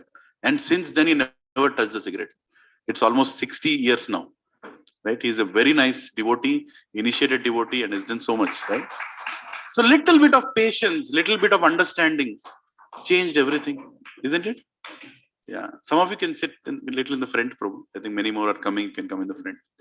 Am I audible, and is this visible to everybody in the back? Yeah. Is it okay? Yes. So three things that we have to do, a lesson that we can learn from Bali and Sugriv is, when you see something objectionable happening, number one, what you should do? Give a benefit of doubt and time. Number two, allow chance to defend. Let the opposite person speak. Number three, put yourself in their shoes. Put yourself in their shoes, right? Once I used to live in my home Jewel. When I returned from US, I used to live in my home Jewel, and I used to live in Pearl Block, right? And right beside the Pearl Block is the swimming pool. And I came in the balcony, and that was like second or third day in that complex. How many have lived in my home Jewel here? Anybody? Yeah, you know what I'm saying, right? So there is a swimming pool on that side. So there is there are like one Mataji and one Prabhuji, and they were wearing something very uncomfortable, and they were going to the swimming pool. As if they are coming out of swimming pool, they're going to the swimming pool. I looked at them, my God, what is this? But immediately, my father was standing beside me, said, they must be US returned, or they must have been brought up in US. They don't know the culture here. I said, yeah, that's right. See, always we have to give that benefit of doubt. Immediately, we should not, find faults in people, right? Everybody changes when you come into association, isn't it? When you come into association, you change a lot of things in you. It's very much possible. So here, Lord Ram came into the equation. What happened? Sugriva found Lord Ram, and he explained the whole story of Bali to Lord Ram. He told Lord Ram, he has taken my wife also now. Bali has taken my wife also. He's so angry, he wants to kill me. He's keeping my wife and my children, and he has taken the whole kingdom. I am sitting outside. I don't have even a proper place to stay. He told the whole case. Then Lord Ram immediately told, I'm going to resolve this problem. You are going to help me, and I'm going to help you. Right? And Bali and Lord Ram decided, after hearing the whole case, Lord Ram decided that Bali needs to be killed. Because actually, the Shastra says, whatever our legal laws of this planet might say things, but the Shastra says that if somebody abducts your wife, or somebody puts fire in your house, or somebody takes away your wealth, right? There are certain reasons there you can actually kill that person. And you will not be punished there. You might be punished here. That's a different thing. But as per laws of karma, that person can be punished. I'm not saying you all should do that, but I'm just saying what the Shastra says, right? So immediately Lord Ram felt he has abducted the wife, so he deserves to be punished. Now, why did he shoot from the back? Many people have this question. That why did Lord Ram kill Bali from behind? How many have this question? Right? How many felt uncomfortable to hear that Bali is killed from the back? Or do you all? How many know the answer here? Why he was killed from the back? Yeah? Yes, Hari bol. Yeah. So I'll just try to repeat. Maybe your answer might match what I'm explaining here. Bali got very upset when he looked at Ram killing him from behind. And Bali was like, killing Bali is not an ordinary thing. How much time did Ravana take to die? How much time did Ravan take to kill Ravan? Ram took to kill Ravan? Good amount of days, right? It was not easy. And Bali is a person who put Ravan in his tail and he went around the planet 2 times. Can you imagine how great is Bali? People think that killing Bali was an ordinary incident. It was more tougher than killing Ravan, right? But Maryada Purushottam Ram was so strong in his, in his skill of, the Dhanush and Band. Nobody can match him. Nobody can match him. And so many people are attracted to him. Just as soon as Lord Ram lifted the Dhanush, immediately, of course, Sita and Ram are always, consorts, Narayan and Lakshmi. As soon as Ram holded the Dhanush, immediately Sita was like, my husband has come. I'm going to marry her. Marry him, right? And when they were going in the forest, when they're going in Vanvas, Ram is to hold that Dhanush and go everywhere. And Sita is to look, like, my husband is carrying that Dhanush. Like that, holding it. He looks so macho. He looks so strong, looking that Dhanush, right? And once what happened? When Surpanaka her nose was removed and she went and complained to the brothers of Ravan. And 14,000 brothers of Ravan attacked Ram. 14,000 of them attacked. At once they attacked. And at that time, Ram was standing and all of them were coming to attack. And Sita looked at Ram and Sita told, yeah, do you sometimes use it also or just hold it like that? Is it just for show or? Ram was like, what do you mean? I know how to use it. And immediately Lakshman came and told, Bhaiya, you go and you take Bhavi, you take Sita Ma and stand there. I will take care of all of them. When I am there, you don't need to fight. And Ram told, you don't know the problem here. You don't understand what is going to happen. You go stand with my wife there in that corner. I'll have to. No, Bhaiya, when I am there, why should you fight? Ram told, this is a family issue. You stand with your Bhavi there, I have to do something. And when Ram holded the Dhanush, he was holding the Dhanush like this.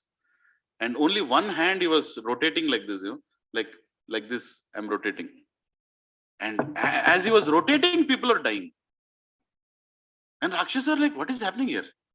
He's just rotating his hand with the Dhanush. And zup, the people are dying. They're like, what is going on here? And then one of the Rakshasas said, where is his other hand? Where is Ram's other hand? It was going at a pace. Ram's hand was going at a pace, removing the, arrow and hitting that people couldn't see his other arm. Can you imagine? Right? It was like a rain of arrows. Nobody could be saved. And it was not like one arrow went here, one arrow went here, one arrow hit. Not a single arrow missed a Rakshasa. 14,000 Rakshasas, 14,000 arrows. And one arrow per person. Finish. That was Ram. Can you imagine how much people will be attracted to Lord Ram? Bolo Ramachandra Bhagwan ki. He was not an ordinary person. When this news went to Ravan, Ravan was like, when Surpanaka went and told Ravan that, I went to this person in the jungle, he cut off my nose, he cut off my ears. Ravan is like, when did you look better than this anyway? Go, take care of your business. He's like, huh?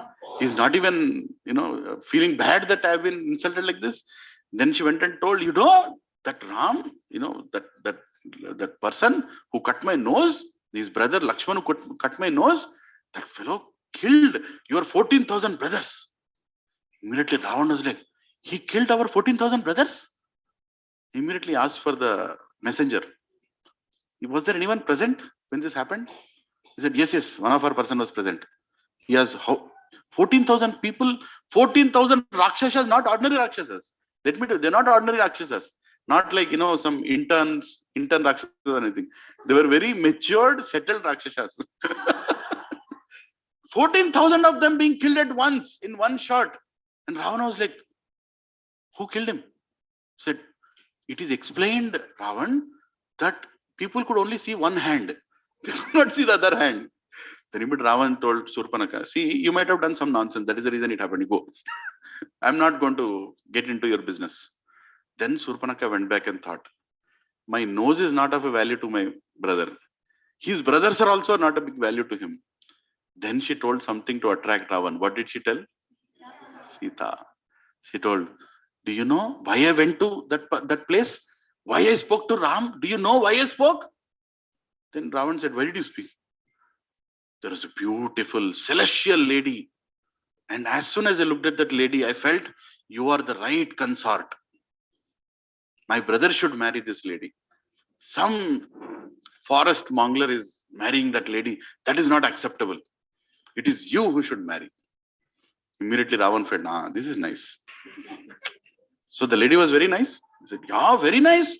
I actually wanted you to marry him. Then Ravan felt, nah, now the real Ravan came out. Right? He said, yeah, now I am going to attack Ram.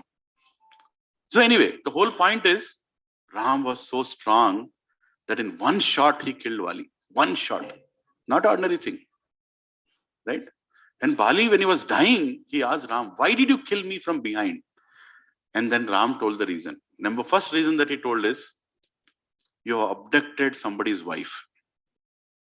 And Shastra says, uncompromisingly you can be killed. And another second reason, you have taken over his kingdom and also his family. And Shastra says, you have done an adharmic activity. And a person who has done adharmic activity doesn't need to be killed as per dharma. If he has done adharmic, he also deserves adharmic death. Exactly what Karna deserved. Karna also was killed adharmic way. Because he adharmic way killed Abhimanyu. Adharmic way, he insulted Draupadi. So Krishna told, adharmic way kill that fellow. He doesn't deserve to die an honorable death. History should not tell that kya jiya, kya mara. Right? Is Wali's death honored? Does anyone say, maut ho to Wali jaisa? Nobody says that, right? Nobody says that. So that is how he was insultingly killed. And he said, that's what you deserve. Because you have killed, you have done adharma, your death is going to be adharma. And the third reason he gave is, you are anyway half animal and half human. And animals can be killed from behind, no problem. Animal, aisa nahi, animal ko khada, you stand here, now I'm going to shoot. No animal will stand like that. Animal is running, you always shoot from behind. Isn't it? So he said, for these three reasons, me killing you is okay. And then hearing that answer, did you all understand the answers? Yeah. Then hearing that answer, Bali told something to Ram. He told, Ram, I must have died in so many lives. And dying and taking birth is very common. Dying and taking birth is very common. Right? Everybody dies. In Bhagavad Gita, there is a sloka. Dehinosmin yatha dehe kaumaram yavanam jara. Tatha dehantaras praptir dhirastatranam muhyati. It's very common that, people take birth, they become old, they die. Right? So this is very common. There's nothing, and it's a body that lives. It's a body that lives. Na jayate mriyate va kadachin nayam bhutva bhavitayena bhuya ajo nitya shashvato yam purano na hanyate hanyamane sharire. Right? This body is temporary, but the soul is permanent. So Bali is telling to Ram that, hey Ram, I have died so many times, but this death is so glorious because you killed me. I'm very happy to die in your hands. Right? Bolo Ramachandra Bhagwan ki. And another beautiful Jai, Pawan Putra Hanuman ki Jai. Yes. So another beautiful thing that happened is, now people think that killing somebody is inauspicious, auspicious, all that, right? Somebody dying is inauspicious, somebody taking birth is auspicious, all that people say. But anything that God does is auspicious. Anything that Lord Ram does is auspicious. Janma karma chame divyam. Every activity is divyam. Everything is auspicious. So Ram killing Bali also was auspicious. How? As soon as Ram's barn, it touched Bali, immediately Bali's misconception about Sugriv went away. Immediately he understood, oh my God, I misunderstood my brother. The purity immediately attracted. Immediately his heart changed. And immediately looked at Sugriv and said, Sugriv, maybe I should have spoken to you. Maybe. I felt that, you would never do this to me, Sugriv. You are my younger brother. You would never do this to me, but I never gave you a chance to speak. And I tried to kill you. Right? At the end, anyway, these all points are discussed. So, Bali's last words, right? So, what we have to learn from these last words is we also can do the mistake. We also can do the mistake of judging somebody wrongly. Right? But as a regret, what we should do at the end, we can learn from Bali's. What did he say? Number one, he told Lord Ram's intervention is very auspicious, and he concluded wrongly about Sugriv. He understood. He agreed that he concluded wrongly about his own brother. Next thing what he told is, he told his son Angad. He called his son Angad. He told him that, Beta, the reason of my death is not Lord Ram. It is my misdeeds only. Now don't start another revenge battle. Right? You killed my father, so I'm going to kill you. No need to do all that. Actually, whatever happened is because of my mistake. Right? This is an enlightenment Bali got on his deathbed.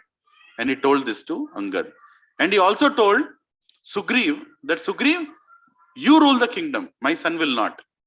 And he also gave a big celestial necklace to Sugriv. Very powerful. It will make him very, very powerful. He could have given it to his own son, Angad. But he gave it to Sugriv.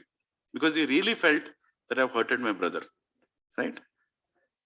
And finally, he told Lord Ram, Dear Ram, I have died unlimited times, but this time I'm fortunate to be killed by you in your arms. And I'm very satisfied and happy. I'm leaving this body. Right? So, in this story of Bali and Sugriv, we can learn a lot of life lessons for ourselves. How much we discussed about it, how much, even though we observe things properly, we think that we are observing things properly, still we can go to wrong conclusions. And as a result of that wrong conclusion, we might really hurt other people. Right? So is this something that you can carry to your homes today? Yeah? That we will not judge people abruptly. We will give them a benefit of doubt. We will try to discuss this, discuss things with them. Is that okay? Hari bol. Should we do one more story or should we stop here? Yeah? If you want one more story, you can say Hari bol. This side seems to be okay. This side is not okay. Yeah? Once one sage was called to talk about God. Somebody organized a program like this, and he was called to talk about God. And that sage with great difficulty came. He was not in a mood to speak. Then he came there and he looked at all the crowd. He said, how many people believe about God here? Everybody lifted their hand. We believe in God. He said, if you all believe, what is there for me to speak? He left. The organizers said, hey, kya hai re? Itna, we arranged for Prashadam, so much hall booked, everything. How can you go like that? How can you go like that? Then they told the people, we'll call him again tomorrow. This time, if he asks that question, what you have to tell? We don't believe in God. So he came. He sat down. He said, do you all believe in God? He said, we don't believe in God. If you don't believe in God, what should I speak? Again left. Then isko kuch karna chahiye. This fellow is very, is not ready to speak. Then the organizers went to the crowd. He said, okay, 50% here, 50%. You will tell you believe in God. You will tell that you don't believe in God. Okay? Okay. Ab dekhte kya karta hai sadhu. Then they brought him again. He sat down. Then organizer thinking, this time how will he escape? Let us see. How many people believe in God here? This all said, we believe in God. They said, we don't believe in God. Okay, so you believe in God, you don't believe in God. You speak to them. What do I speak here? Again he left. Right? So anyway, you can find so many reasons, not to. But today is Ramanavami. So we will spend a little more time hearing one more story. Is it okay? Yeah? Say Hari bol. This side is still a little weak. Anyway, let's do it. So the next story that we're going to discuss is how manipulators can mislead anyone. How people can be manipulated. Can all of us be manipulated here? Can anybody be manipulated here? Yeah? How many people? Where is my wife? Can you be manipulated? She'll always tell no. I'm perfect. Anyway, whenever that question is asked by husband, the answer is always no.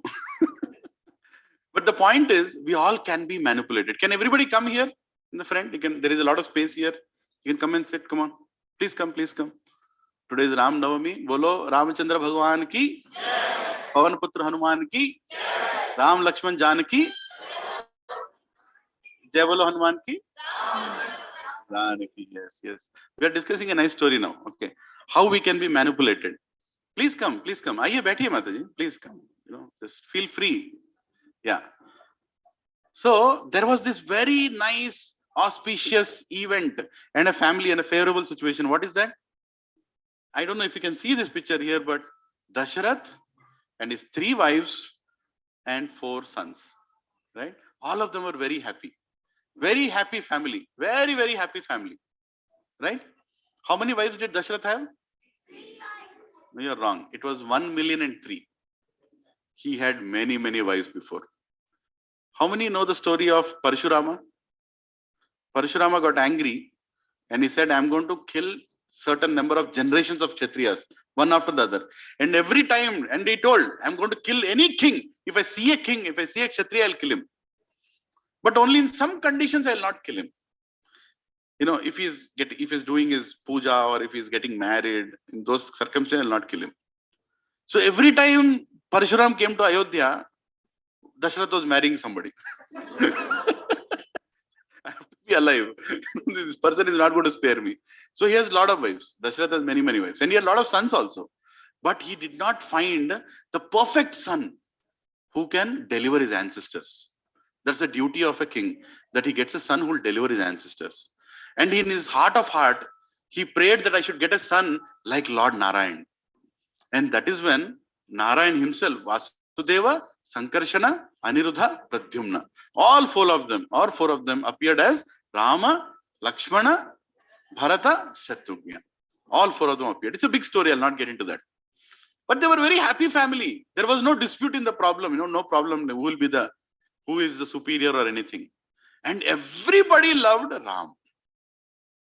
As soon as Ram was born, he was so attractive that everybody loved him. There was no discussion about it. Like he's Kaushalya's son. No, he's our son. He's my son. Just like Krishna was loved by everybody in Vrindavan, like his own son. In the same way, Lord Ram was loved by everybody, and categorically, like as soon as the citizens looked at Ram, they told, Isko king bana do. Make him the king immediately. And Dasharath is thinking, I thought I'll take some more time to make him the king. But he started getting a doubt. Dasharath started, am I not a good king? Why are you telling that I should make him a king? Citizens were like, no, you are a good king. Dasharath, you are a very good king, but usko jaldi banao.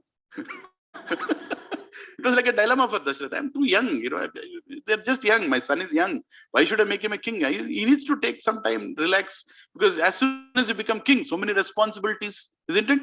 I don't want my son to go through so many responsibilities. But the love towards Ram was so much in the citizens that they wanted to see him as the emperor of the world. They wanted to see him as emperor of the world. Ram, you should immediately become the king. And Dasharath felt okay, So everything was favorable. Everybody was supporting Ram. Ram was the unanimous choice. There was no discussion. There was no test, right? And Dasharatha was advised to coronate Lord Ram. And everybody was waiting for the coronation of Ram. He should be the emperor. This is all a favorable situation, right? It's all favorable situation. But what is unfavorable situation? Something happened. What happened? Lord Ram was asked to go for forest for 14 years. 14 years he was asked to go. Bharat was asked to take over the kingdom, right? And everyone was unhappy. They were completely unhappy and depressed seeing Lord Ram leaving the kingdom, right? And mostly Dasharath died of sadness and regret. Such an unfavorable situation, right? Such a favorable situation here, such an unfavorable situation there. What went wrong? Does anyone know what went wrong? Mantra, right?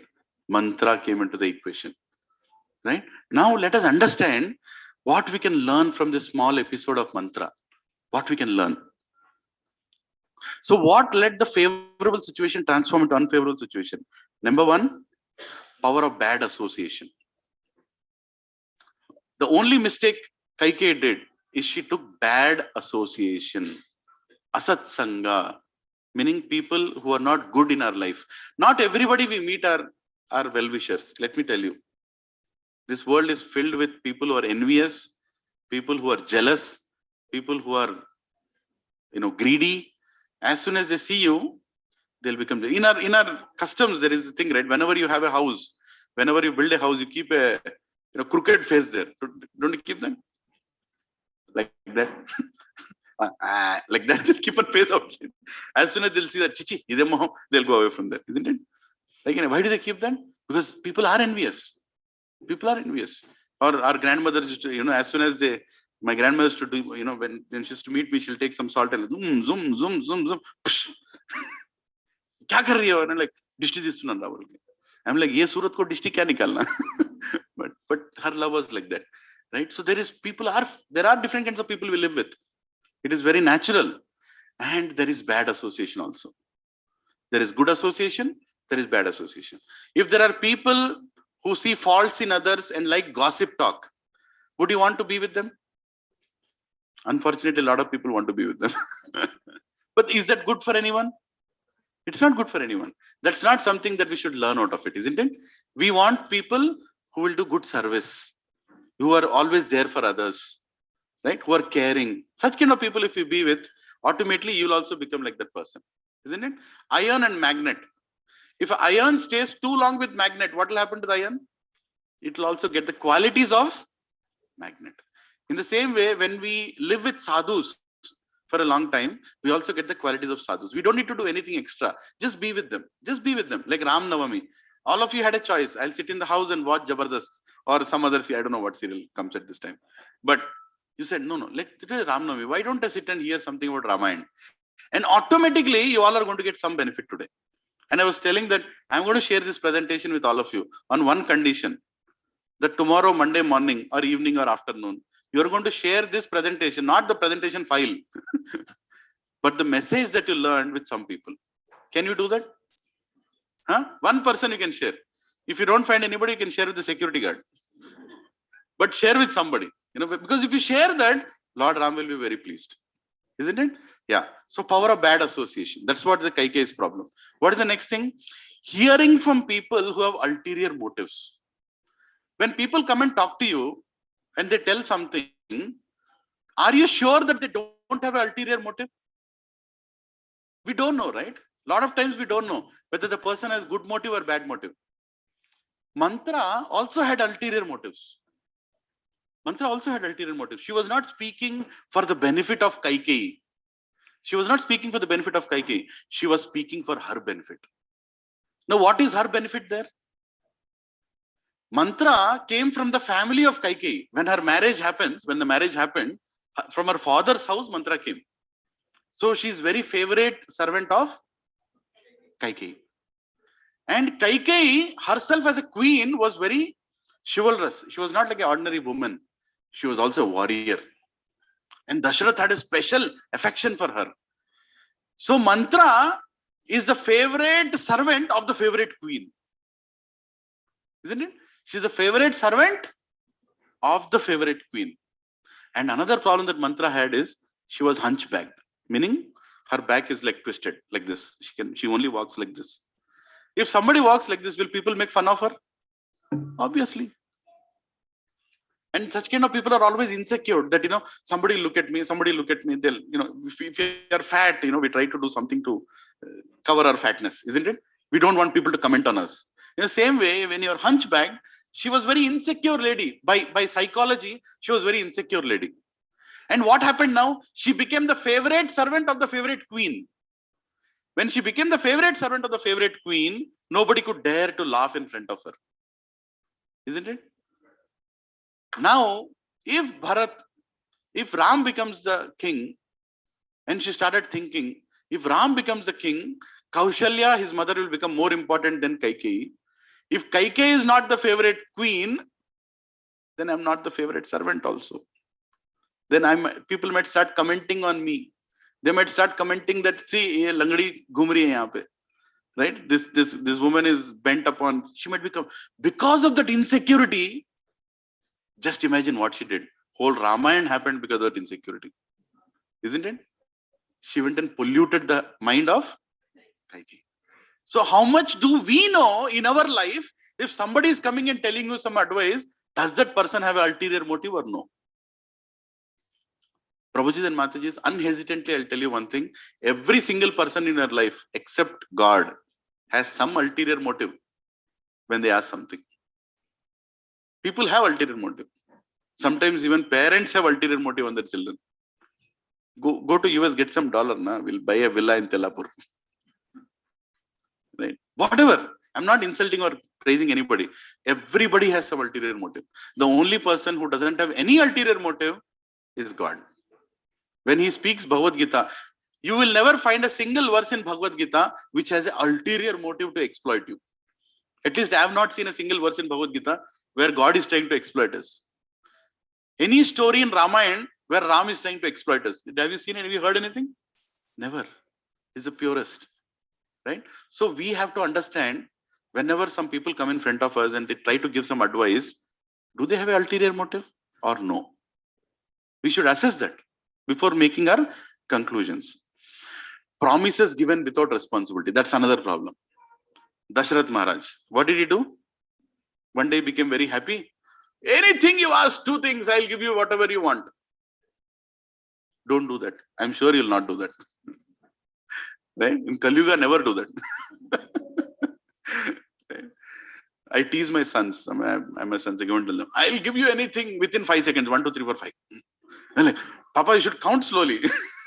I've given you, but within this time. But it is a very dangerous thing to do.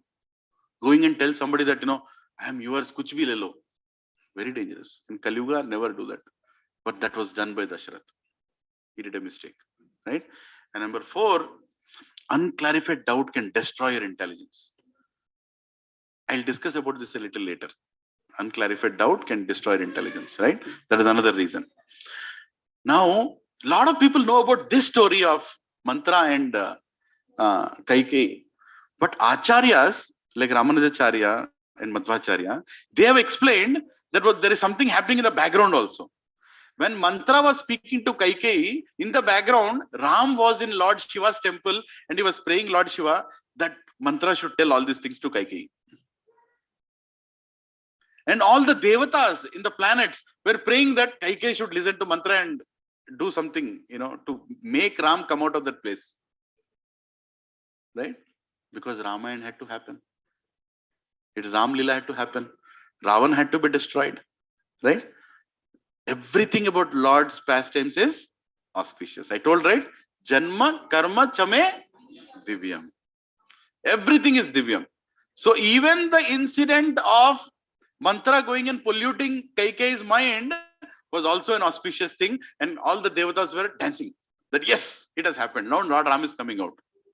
And by the way, Lord Ram also, Acharyas explained, that he wanted to go out with Sita for some time, let's have a private, 14, 15 years, just going around, sitting in the kingdom, all these things are there, right? The Leela goes on.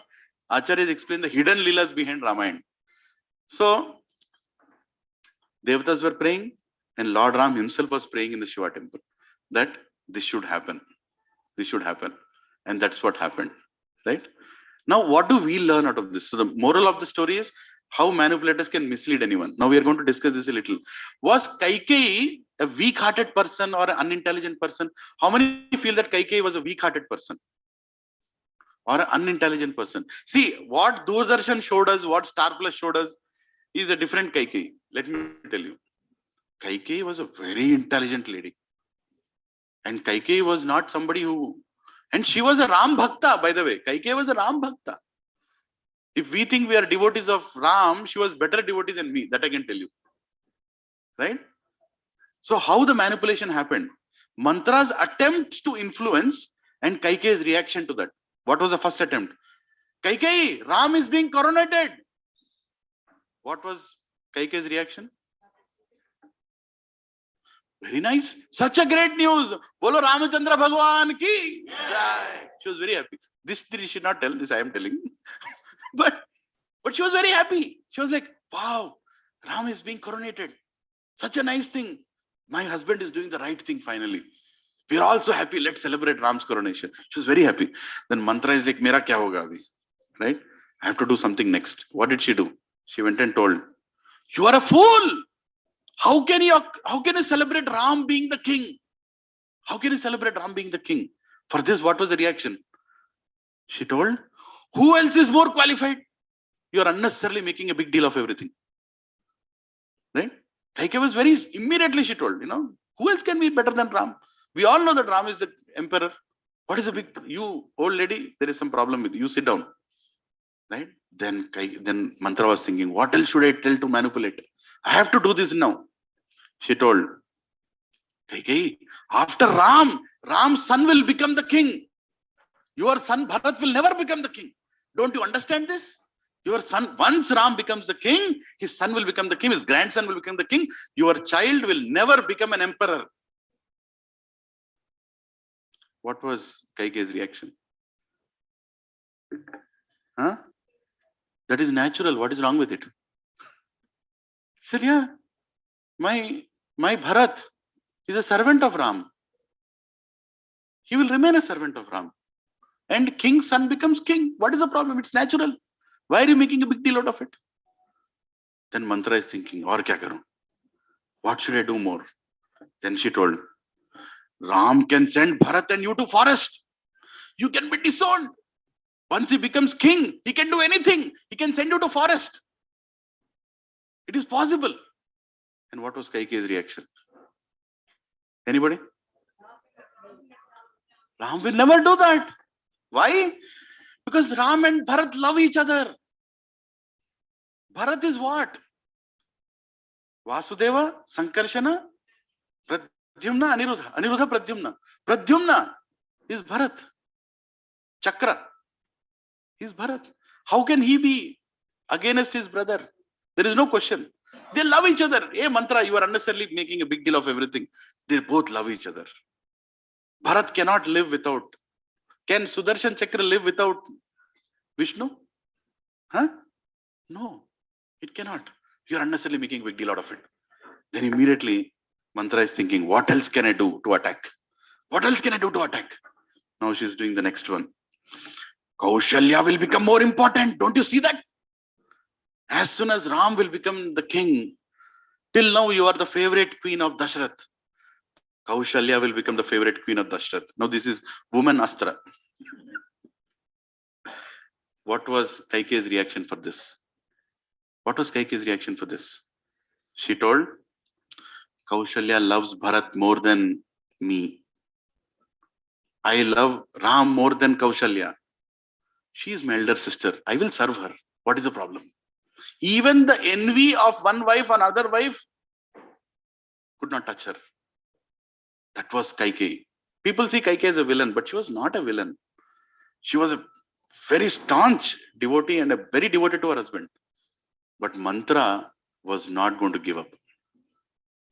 Now she played her final card. She told, if Ram and Bharat loved each other, then why is Ram being coronated when Bharat is outside the kingdom? Bharat and Shatrugna went to Russia. That was the, what do you call that? That was a place where his in-laws used to stay, Russia. Now it is called Russia, that place. That is where they went. And now her question was, if Ram and Bharat love each other, then why is Dasharath coronating Ram when Bharat is not here? What is the hurry? Don't you see? And now the problem is, she didn't know an answer. So she was blindly in love with Ram, but she never thought about this. She had no answer. And that no answer creates what? When you don't have an answer, what does it create? Doubt. Doubt. And when the doubt comes in your mind, everything becomes inauspicious. How many agree with this? You start seeing everything as a conspiracy. Everything as a conspiracy. Because doubt is like that. It's a negative emotion. Whenever you get a doubt, what you should do? Clarify. Right? You got a doubt. Immediately baat karo. Why are you doing like this? Why is this like this? Why is that like that? Let us sit down and discuss. Instead of finding faults at each other, just go and discuss. It will get clarified. But the doubt was not clarified. She got a doubt. We all think that we are intelligent, but there will come a point where you don't have an answer in life. We have to learn this from Ramayana. Are we more intelligent than Kaikeyi? Maybe we think we are, but everybody has a boiling point.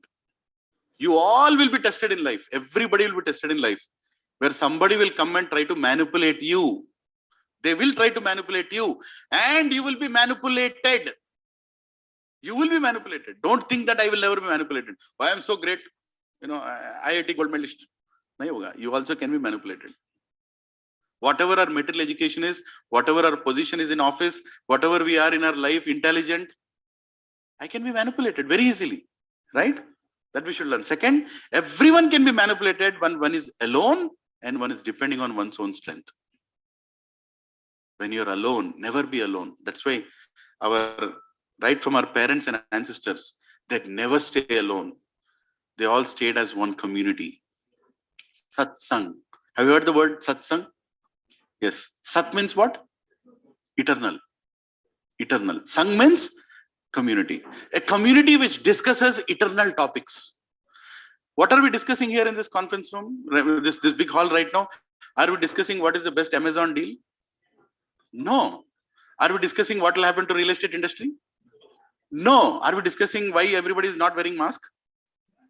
No. What are we discussing here? We are discussing Ram Katha.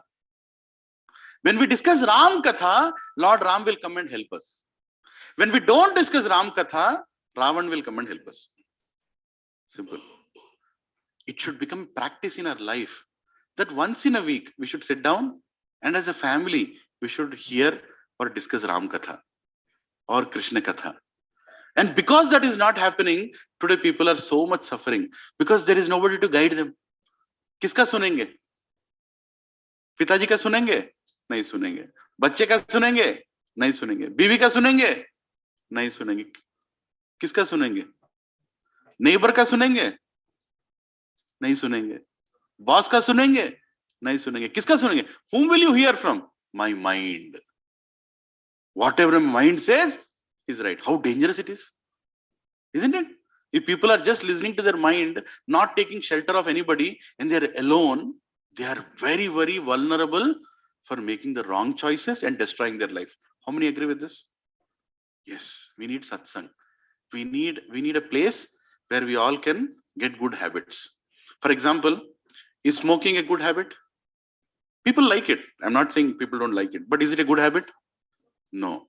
If you live in a satsang, if you are surrounded by 10 families and their children and everybody together, every week you're discussing Krishna Katha or Ram Katha, and your son goes to a college and one of the college person says, hey, let's smoke, live life king size, king size cigarette. Immediately, what will that boy think? No, I'll not smoke. Why? Because my family is not one family. We are 10 families. If I smoke, what will my father think? What will my neighbor think? What will my neighbor's son think? What will my other friends think? No, I will not smoke. Satsang gives the power. Satsang, good association gives you the power which nothing else can give. Which nothing else can give. We ourselves cannot say no. Don't think that we are great that we can tell no. We cannot tell no to bad habits. We cannot. Don't even think about it. When you open that internet, there are so many things you don't want to see, but you will end up seeing because you're not in control. But if you are in good association, with right people surrounding you, you will not see that. You'll say, no, it's not needed. I'm in good association, right? Kaikeyi's problem was she only took bad association and she was alone and she only depended on her own mind. That was the problem, right? Doubt destroys all intelligence. So everything looked pre-planned now. For Kaikeyi, how did it look? Now, till now, what was she thinking? Cornoting Ram is the bed, Ram is the king, Ram is the king. Now suddenly what is she thinking? So my husband sent Bharat to that place so that he can coronate Ram, and this whole thing is a conspiracy. What else? Lord Ram shelter. Till now, Bharat and Ram are inseparable. Now what is she thinking? Ram is a threat. In fact, when Kaikeyi told,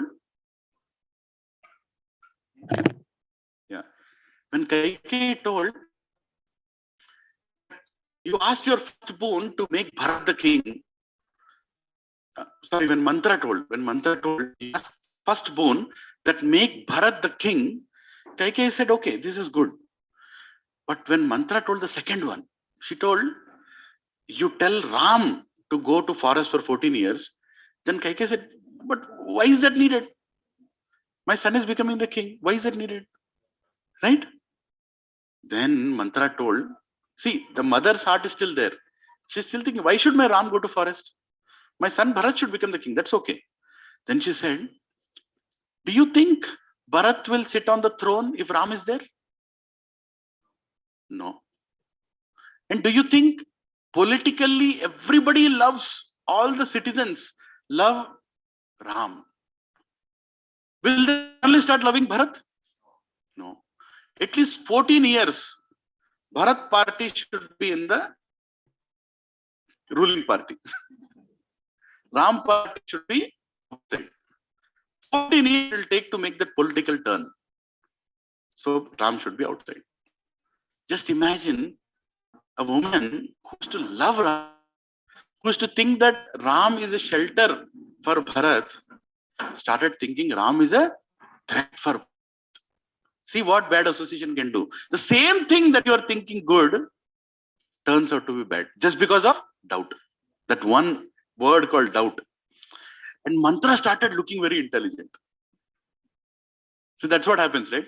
When you take shelter of bad people, suddenly the bad people look like Lord Ram.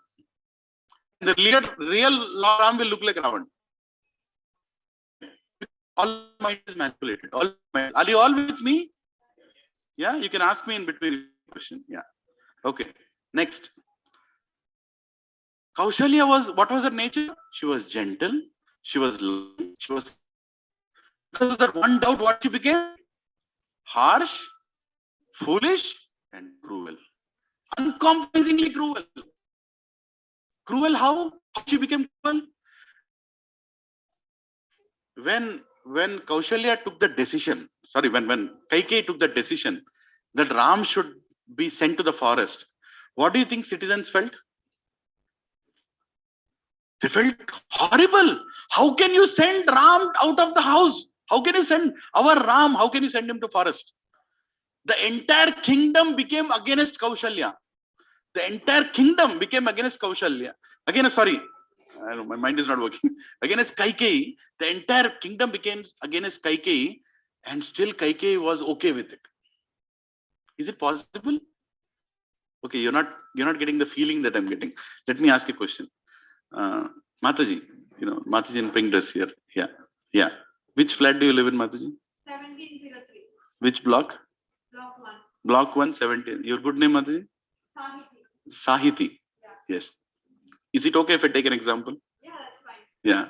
So Sahiti Mataji, I mean, you're not Kaikeyi, but just imagine if the entire community is gone against you. You come out of 1703 and you take a right turn to go to the lift. If I'm right. No, left turn to go to the lift. Yeah. You take a left turn to go to the lift and immediately 1701 opens the door. Chichi, choo! She close the door. I don't want to see your face. How will you feel? I would never come. And then she comes to the lift and she goes to the security. Security guard like, Chichi, Hare, what is this? Then you go to the supermarket, Vijeta person. Chichi. Then you go to the security fellow. How will you feel? Can you live in that community? I'm sorry, this is a joke. But can you now imagine what was going on with Kaikeyi? Can you imagine? Anywhere she went, people are looking at her like the most bad person on the planet. And she was being spit upon. She was being cursed. And still, not a single thing prompted her that what she did is wrong. Can you imagine the power of doubt? Can you understand the power of doubt? What doubt can do to you? Inta zarugutunte kuda, itna kuch ho raha hai, but still she is not realizing what she did is wrong. Right? That is why she became cruel, foolish. She could not hear a single word of her husband, Dashrath. Dashrath was not an ordinary king. It's explained, Dashrath, meaning he could conquer in 10 directions. Right? Can we beat people in 10 directions? All of us? No, none of us. We can't even think about it. We can't fathom these things. Right? In one direction only, we don't know who is coming. 10 directions. And he was a king, so many wives, such a great emperor. And he He's coming and telling her, Kaikeyi, don't do this. Don't ask for these 2 boons. What you're doing is going to ruin our dynasty. Don't do this. But she didn't hear any advice. Next, Dasharath fell at her feet. Now, in the age of Kali Yuga, 2022, April 10th, if a husband falls on the wife's feet, wife might say, okay, chalta hai. But in Treta Yuga, when Dasharath was falling on her wife's feet, that was not an ordinary thing. That was an extraordinary situation where no wife would allow her husband to do that. And she was okay with that also. She's like, okay, you're still falling at my feet, but still I will not change my decision. Ram has to go to 14 years. In fact, Dasharath told after the first boon, he was already very hurt when Bharat was supposed to be the king. He told, it's okay you took the first boon. Second one, don't do. Me and my son Ram will stay in some corner of the kingdom. We will not trouble you. Don't send Ram to king. Don't send Ram to forest. I can't take this. I can't live with that fact. Don't do that. And don't make me do it. Right? She was rejected as a wife by the husband.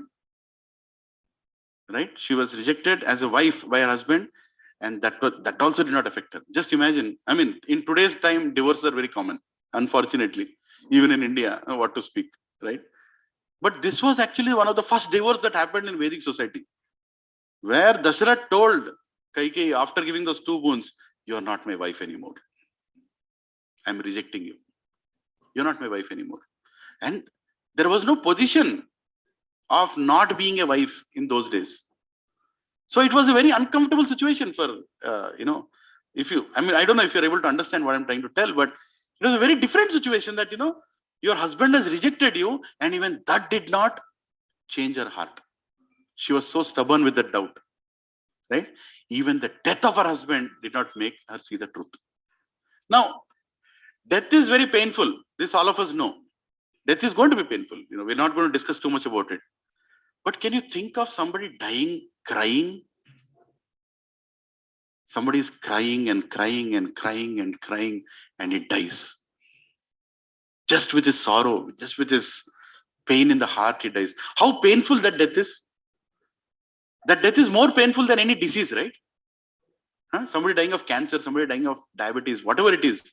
But is it more painful than somebody crying and dying? Like literally falling on the floor, crying, and one day dying. It's a very painful thing, right? Isn't it? Even that did not change the heart of Kaikeyi. Can you imagine what the doubt did? What mantra did? She is not able to see truth at all. She's not able to see truth at all. And Lord Rama himself came and spoke to her. Now this is the peak, where Maryada Purushottam Ram, who respects everybody, comes to Kaikeyi. And you know what Ram told Kaikeyi? When Ram came to meet Kaikeyi was very uncomfortable, because Ram is going now. He's going to go to the forest. And he came and met Kaikeyi, and Kaikeyi was like, why is he coming and talking to me now? I anyway punished him. She used to love Ram. That's also one part of it. But now she's in the doubt. She can't imagine. And Ram came to speak to her. And you know what Ram told her? He told her, Amma, I am very angry with you. Just imagine, Ram, who is always kind to everybody, who is always kind with everybody, comes and tells his mother that, Amma, I am very angry with you. And Kaikeyi becomes even more uncomfortable. That, you're angry with me? Ram is angry with me? Because I'm sending him to forest, I'm angry. He's angry with me because the Bharat is going to be the king. He's angry with me. Then Ram comes and tells, Amma, why you wasted your 2 boons? Why you wasted those 2 boons? You could have just told me to go to forest. You could have told me, let Bharat be the king. I would have anyway done it. Why you had to ask 2 boons to my father and make him feel bad? He is thinking that he is sending me to forest. Why you have to do that? You could have told me, Ram, go to forest. I would have gone. I would have taken your blessings and gone. Can you imagine the heart of Ram? Just think about it. What kind of Maryada Purushottam Ram Bhagavan ki? Who can be more merciful than him? Prabhuji and Mati, who can be more merciful than him? He's being punished to go to the forest. Do you all understand what is it being in the forest? When you go out of this clubhouse, do you see the bushes there? Today night, go and sleep there. Today night, instead of going to your flat, go and sleep in the bushes. You will know what is it to be in forest for one night. You don't need to go to some Kishkinda forest now. It's telling you, it's horrible. You can't imagine. We can't imagine. And what kind of kingdom Ram was living in? If we talk about 5-star hotel, Krishna Brai, that is nothing in front of what comforts Ram had. Devatas used to come and visit and give gifts to Ram. Devatas, Indra, Chandra, Varuna, used to come. That kind of Ram had, and he was going into the forest, and he had not a single tinge of anger towards Kaikeyi. He went and told Kaikeyi, Amma, you could have just told me to go, I would have gone. Why did you waste your boons? I'm very angry that you did not love me. If you would have loved me, you would have told Ram, go, I would have gone. Because you don't love me, you told my father to tell me. And hearing that, Dashrath was devastated. Dashrath was there. And he was like, Ram, I can't take this anymore. Your kindness is killing me. Your nature is killing me. You are not even shouting at this wicked lady. You're not even showing any anger towards the wicked lady. Ram, what are you made of? What is your body made of? And Kaikeyi is not affected at all. Can you imagine what a doubt can do to a woman or a man? One doubt that, this is not good for me. And she went to that extent. Even God cannot help a person who doesn't want to be helped. Even Ram could not help Kaikeyi. Because if you don't want to be helped, what can God do? What can even Lord Ram do? He can't do anything, right? That is a problem. Prabhujis and Matajis, we should teach our children to become devotees of Ram. If we really want them to be happy in life, they should become devotees of God. They should have some time in their day, 24 hours, to worship God. Because if they worship God, they'll worship parents, they'll worship a neighbor, they'll worship the nature, they'll worship everything. Right? It's okay. They'll get gold medals, they'll get money, they'll get dollars, they'll get a villa in Tellapur. That's okay. But they should become a devotee. Then they'll be happy. And God will also help them. But if they become, egoistic, self-centered, right, proud, then they're not going to be happy in life, because God will not be in their life. When Krishna is not there in the heart, Rama is not there in the heart, how can you be happy? I don't understand anybody. How can they be happy without God in their heart? Right? Kaikeyi could not be helped even by God. Even by God, she could not be helped. Kaikeyi could not see the ill motives of mantra. I told you already this. No one except God has got all positive motives towards us. Remember this. If you are reading Ramayana, if you are reading Mahabharata, if you are reading, then it is definitely beneficial for you. Now we'll conclude with this. What is going to happen next? Bharat's entry. Right? Bharat has entered. Bharat came back. And what did Bharat see? Please, another 10 minutes. Focus. This is very, very important. What did Bharat see? The first thing that Bharat saw when he came back to the kingdom, all the citizens are crying. Because when he left, everybody was happy. He just entered. And he's seeing, he's crying, she's crying. Somebody is looking at him like this. Because of you. He doesn't know what has happened. Right? He has no clue what has happened. So first thing is, citizens are crying. Second, his father is dead. It's not like Dashrath had diabetes before he went. Dashrath was a perfect, strong king who could rule for another 1,000 years. But as soon as he came back, his father is dead. And Bharat is like, what happened to my father? And he was absolutely fine when I left. And the third thing, worst thing that he can think of, his mother is responsible for that. Can you imagine Bharat's situation? Like already bad thing happened. And now he understood that his mother's boons, that his mother's two advices, two demands made this all happen. How could he tolerate that? I mean, his mother, he's so respectful towards his mother also. He can't imagine. can't imagine. How could he? Right? And the most important thing is, most worst problem that he faced is his mother actually was expecting recognition for what she did. Can you imagine? He's already sick and tired and in pain. Hare Krishna, Prabhuji's Mataji, please. There is a lot of prasadam. If you are going out, Hare Krishna, Prabhu. If you are going out, please come back for prasadam. There's a lot of prasadam here. We've got it done for Lord Ram, so you can please honor prasadam. Right? So don't leave without taking prasadam. I'm ending in another 5 minutes. Is it okay? 5 minutes? Yeah? Okay. Sorry, what is the time? Oh, I've gone half an hour above. Sorry about it. So we'll conclude this. So Bharat's worst situation was, his mother is responsible and she's not even feeling the regret that she is responsible. She's asking for recognition. What is that recognition? She's rationalizing, saying that I've done this for you. Just imagine, the most crooked thing happened in the planet, and the person tells, you are the reason why I've done it. And Bharat this is beyond his imagination. How can he accept this? Right? And the word rationalizing itself, if you analyze it, you rational your lies. Rationalize. Right? Basically, what do you do? Often when we rationalize, we are telling ourselves a rational, acceptable lie. Acceptable lie. That, this is okay. Chalta hai. This is okay. Because I'm rationalizing. What is okay? You killed your husband. Because of you. Ram went to forest because of you. Why did you do this? For you. Again, everything she is rationalizing, but just by saying, for you I did it. Now how can you help such a person? Right?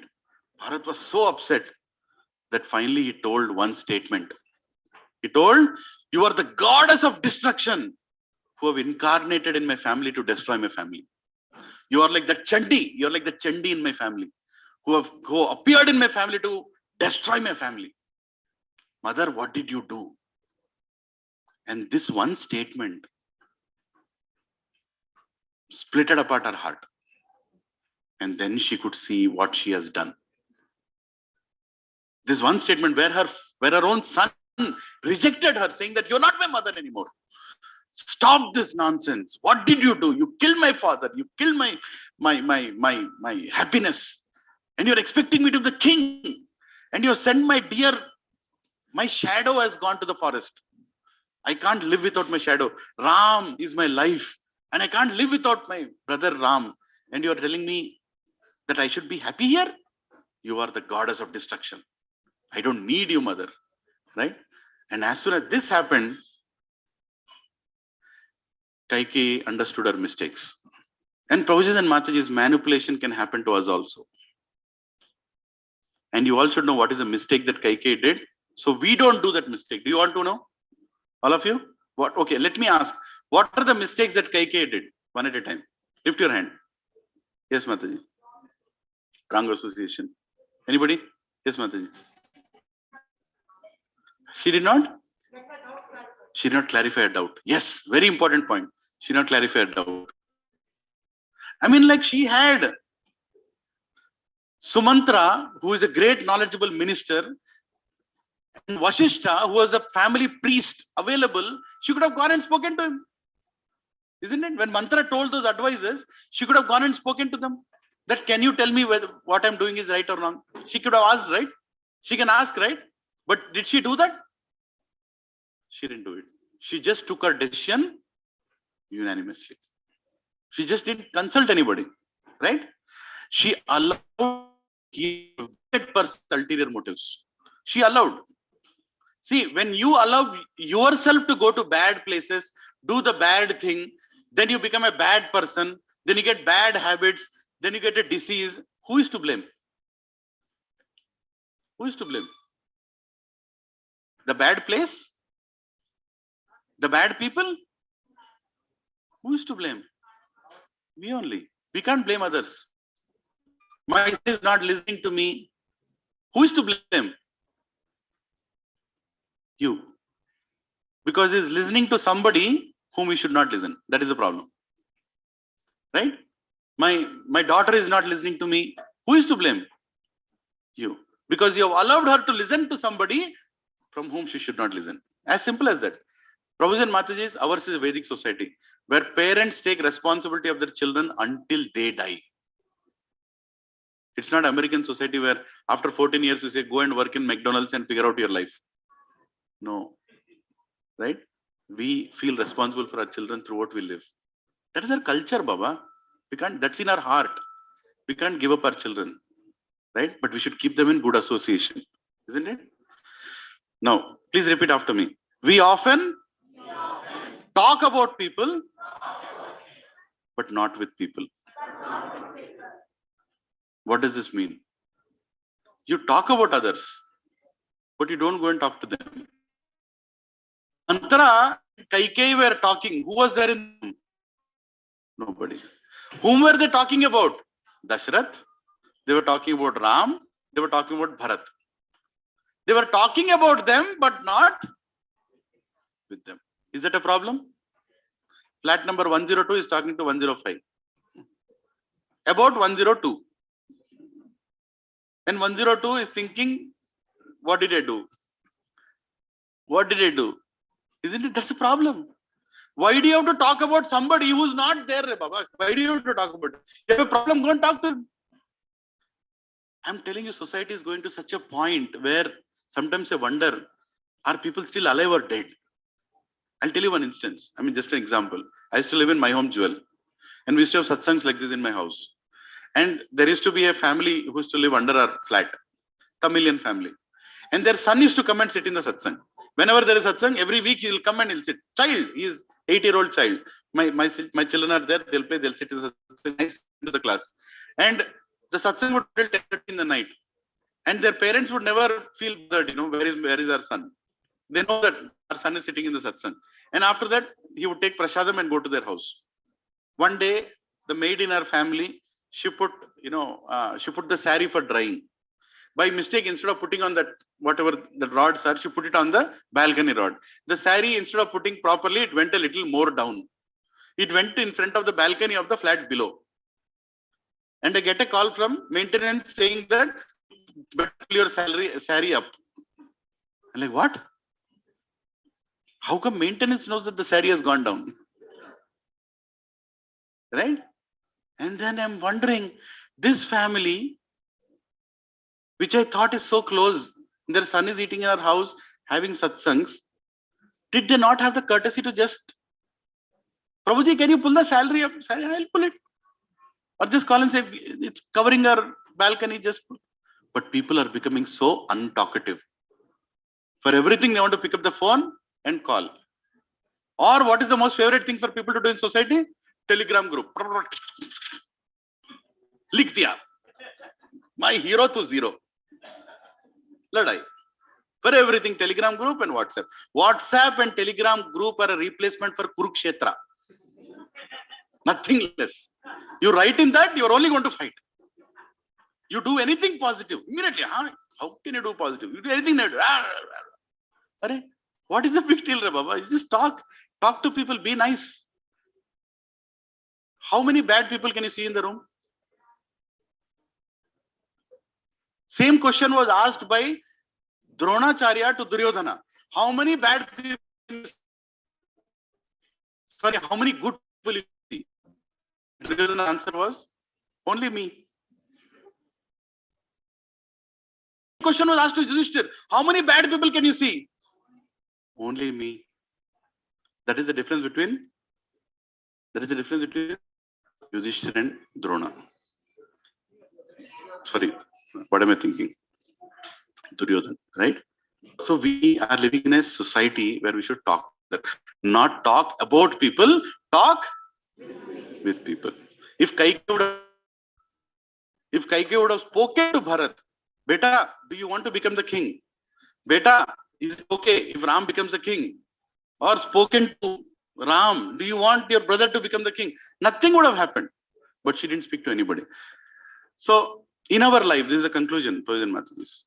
Ramayana, is it a story that happened millions of years ago, or is it happening even now? It is happening even now. Kaikeyi represents all of us. Kaikeyi represents me. Ayodhya represents our heart. Ayodhya is our heart. The place Ayodhya is our heart, right? And Dasharath represents our free will, our ability to choose, right? And Matra represents our mind, which only wants to enjoy, self-centered, right? And Rama represents our devotion. Devotion that we have bhakti in our heart, na? All of our heart, some bhakti is sitting somewhere. Hai ki nahi? Bharata represents that Guru. Was Bharata's word strong? Yes. But was it needed? Yes. By Bharata saying that word, did it remove the ignorance out of Kaikeyi? Yes. And who came back into Ayodhya? Ram, who is nothing but devotion. Right? So in simple words, listen to a Guru, even if it is a harsh truth, to get intelligence to control your mind, which is mantra. Use your free will, that is Dasharath, to choose devotion into our sacred heart, to make Ram into a king. Use your free will to make Ram into a king instead of sending him to a forest. Don't misuse your free will. She misused Dasharath for what she wanted, but that was not right. Right? So what is the lesson? In summary, we learned out of this that all of us, however, how much ever we think, Guru means what? It doesn't have to be big beard and big topi there. No. Not like this with these clothes. It can even be your father. It can even be your mother. It can even be somebody in the society who is wise. When you are being manipulated, you should not act independently like Kaikeyi. Otherwise, you will send Ram out of your heart. Simple. You will damage yourself. Is this okay, Mataji and Prabhuji? Is it okay? Bolo Ramachandra Bhagwan ki Jai. Ram Lakshman Janaki Jai. Bolo Hanuman ki. So, Prabhuji and Mataji, there are many questions people like to ask. Why did Ram kill Bali from behind? I think we understood this. Or why did Ram send Sita into the fire? Why did he send her into the forest when she was pregnant?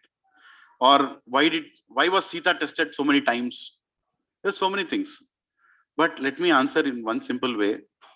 To understand the answers of these questions, first we should choose to raise our consciousness. We can't understand the answers in the current state. We have to start devotional practices.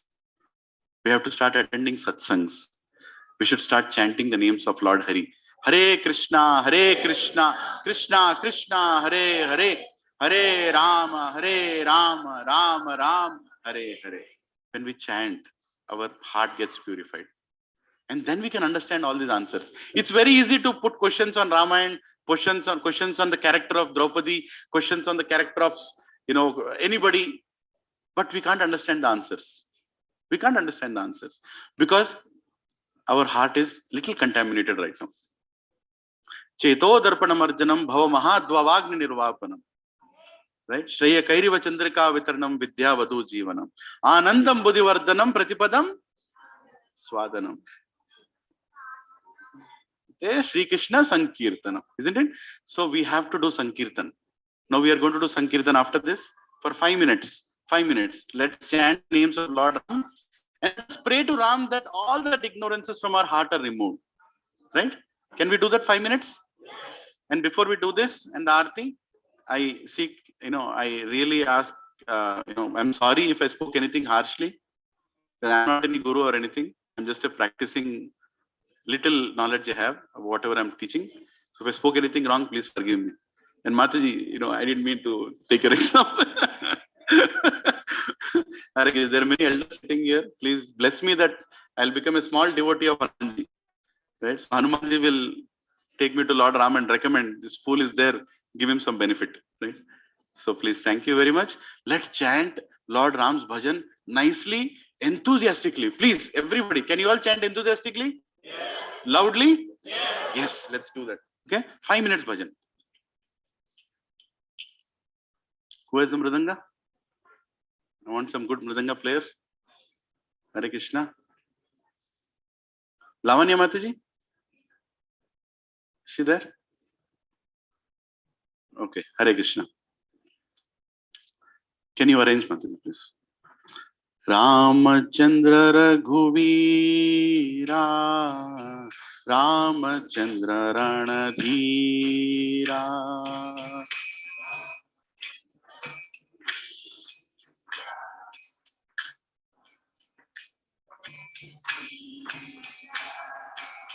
Ramachandra Raghuveera, Ramachandra Ranadhira.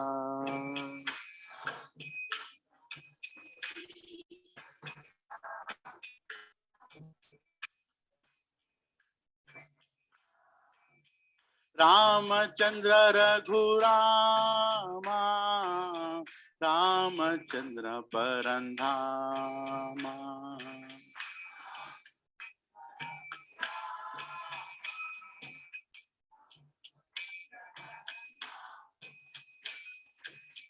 Ramachandra Raghurama, Ramachandra Parandhama.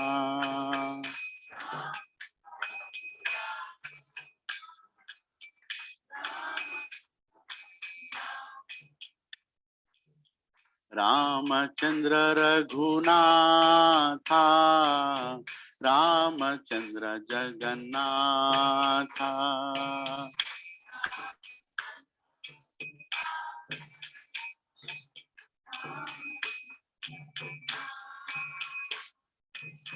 Ramachandra Raghunatha, Ramachandra Jagannatha.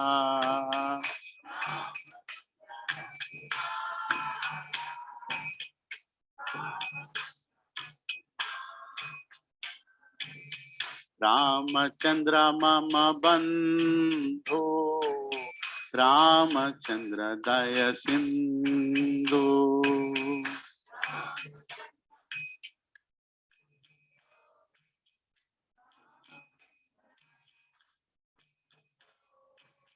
Ramachandra Mama Bandhu, Ramachandra Daya Sindhu.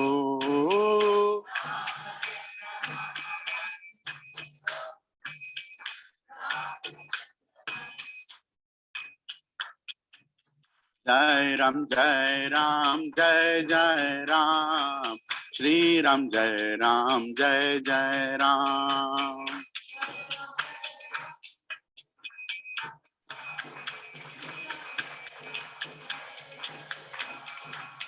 Jai Ram, Jai Ram, Jai Jai Ram, Shri Ram, Jai Ram, Jai Jai Ram.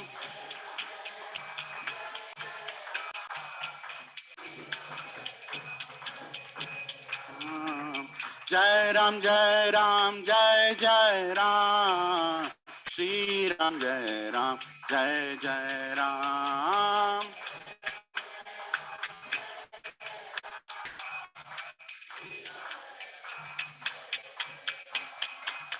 Ramachandra Raghuveera, Ramachandra Ranadhira.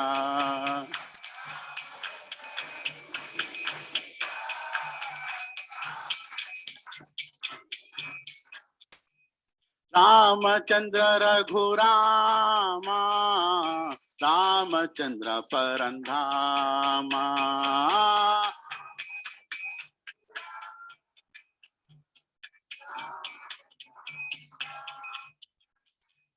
Ramachandra Raghunatha, Ramachandra Jagannatha.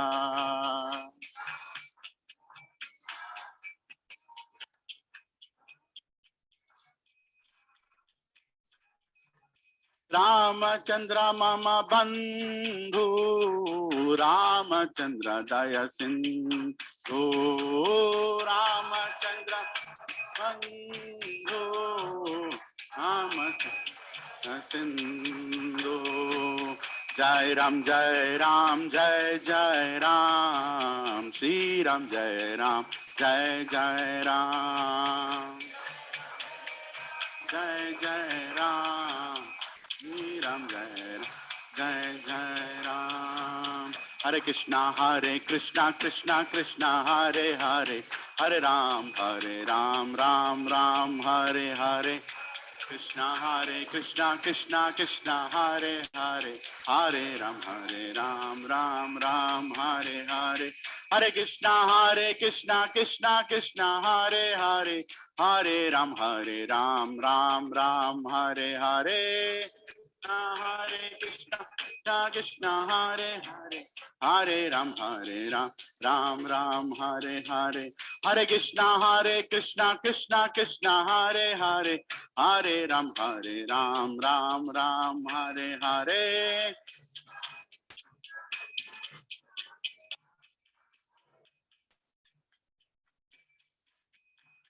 Ramchandra रघुवीरा, Ramchandra रणधीरा, Ram रघुवीरा, Ramchandra रणधीरा। जय राम जय राम जय जय राम, जय राम जय राम जय जय राम। बोलो जय राम जय राम जय जय राम, जय राम जय जय राम। हरे कृष्णा कृष्णा हरे हरे, हरे राम राम हरे। बोलो हरे कृष्णा कृष्णा हरे हरे, हरे राम राम राम हरे कृष्णा कृष्णा कृष्णा हरे हरे, हरे राम राम राम हरे हरे। बोलो कृष्णा कृष्णा कृष्णा हरे हरे, हरे राम राम राम हरे हरे। हरे कृष्णा कृष्णा कृष्णा हरे हरे, हरे राम राम राम हरे हरे। बोलो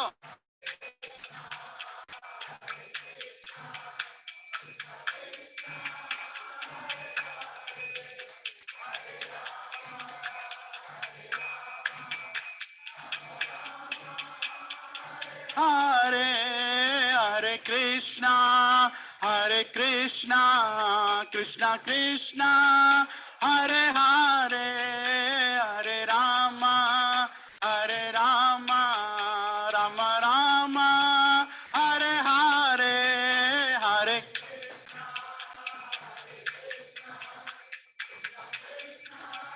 हरे हरे हरे, हरे राम राम राम हरे हरे। हरे कृष्णा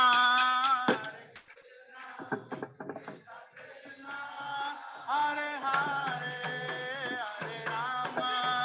हरे राम राम राम हरे हरे।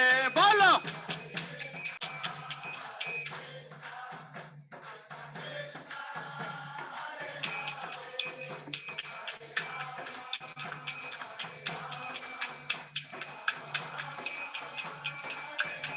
हरे कृष्णा कृष्णा कृष्णा हरे हरे, हरे राम राम राम हरे हरे। हरे कृष्णा कृष्णा हरे हरे, हरे राम राम हरे हरे। हरे कृष्णा कृष्णा हरे हरे, हरे राम राम हरे हरे। बोलो Krishna Krishna Krishna, Hare Hare, Hare Rama, Rama Rama, Hare Hare. Ram Lakshmana Janaki, Ram Lakshmana Janaki, Jai Bolo Hanuman ki, Jai Bolo Hanuman ki. Hare Krishna, Krishna Krishna, Hare Hare, Hare Rama, Rama Rama, Hare Hare.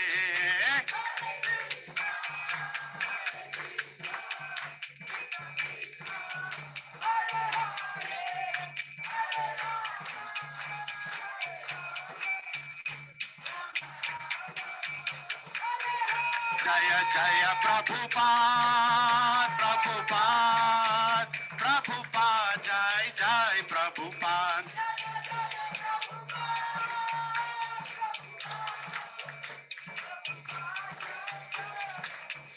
Jaya Jaya Gurudev, Gurudev, Gurudev, Jai Jai Gurudev.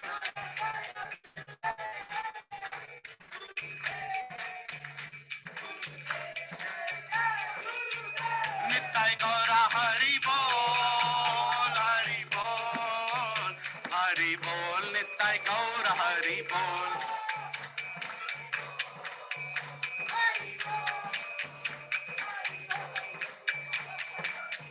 Hari Bol, Hari Bol, Hari Bol, Hari Bol.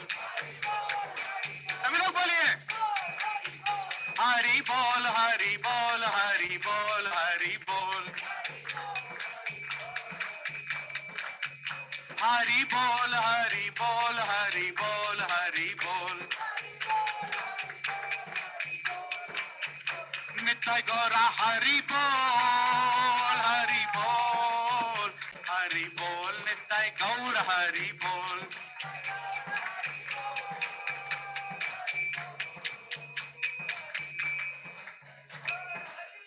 बोलो श्री रामचंद्र भगवान की श्री रामनवमी महामहोत्सव की all assembled devotees की निताई गौर प्रेमानंदे everybody just sit down Namaste Narasimhaya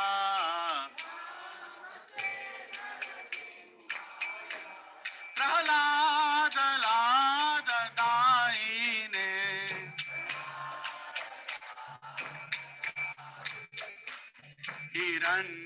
Hiranyakashi Purvakshaha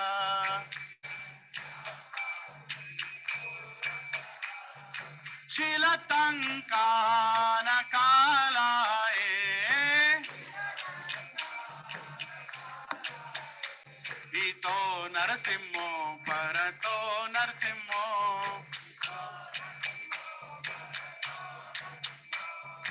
Yeto Yeto Yami Tato Narasimho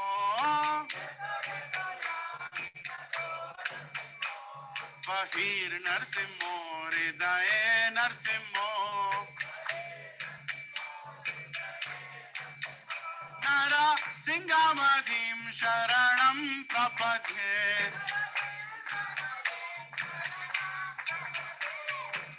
Tabakara Kamala Bare Nakam Adbhuta Shringam Talita Hiranyakashipu Tanu Brangam Keshavadruta Narahari Rupa Jai Jagadish Hare Jai Jagadish Hare Jai Jagadish Hare Abhakara Kamala Hare Naka Adbhuta Shringa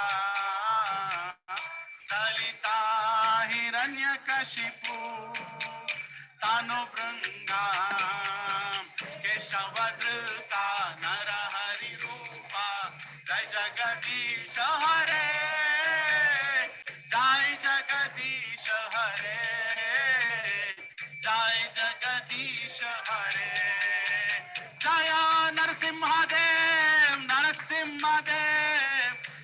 Narasimhadev, Jaya Narasimhadev.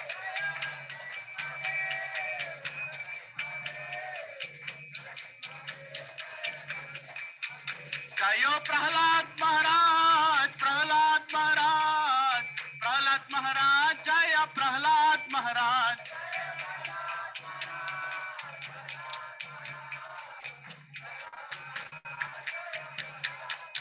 Jaya Jaya Prabhupada, Prabhupada, Prabhupada, Jai Jai Prabhupada.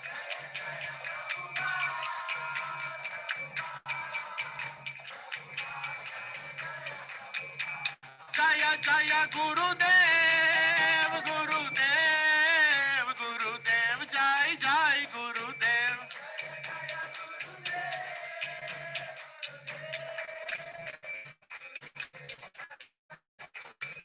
Nitai Gaura Hari Bol, Hari Bol, Hari Bol. Nitai Gaura Hari Bol.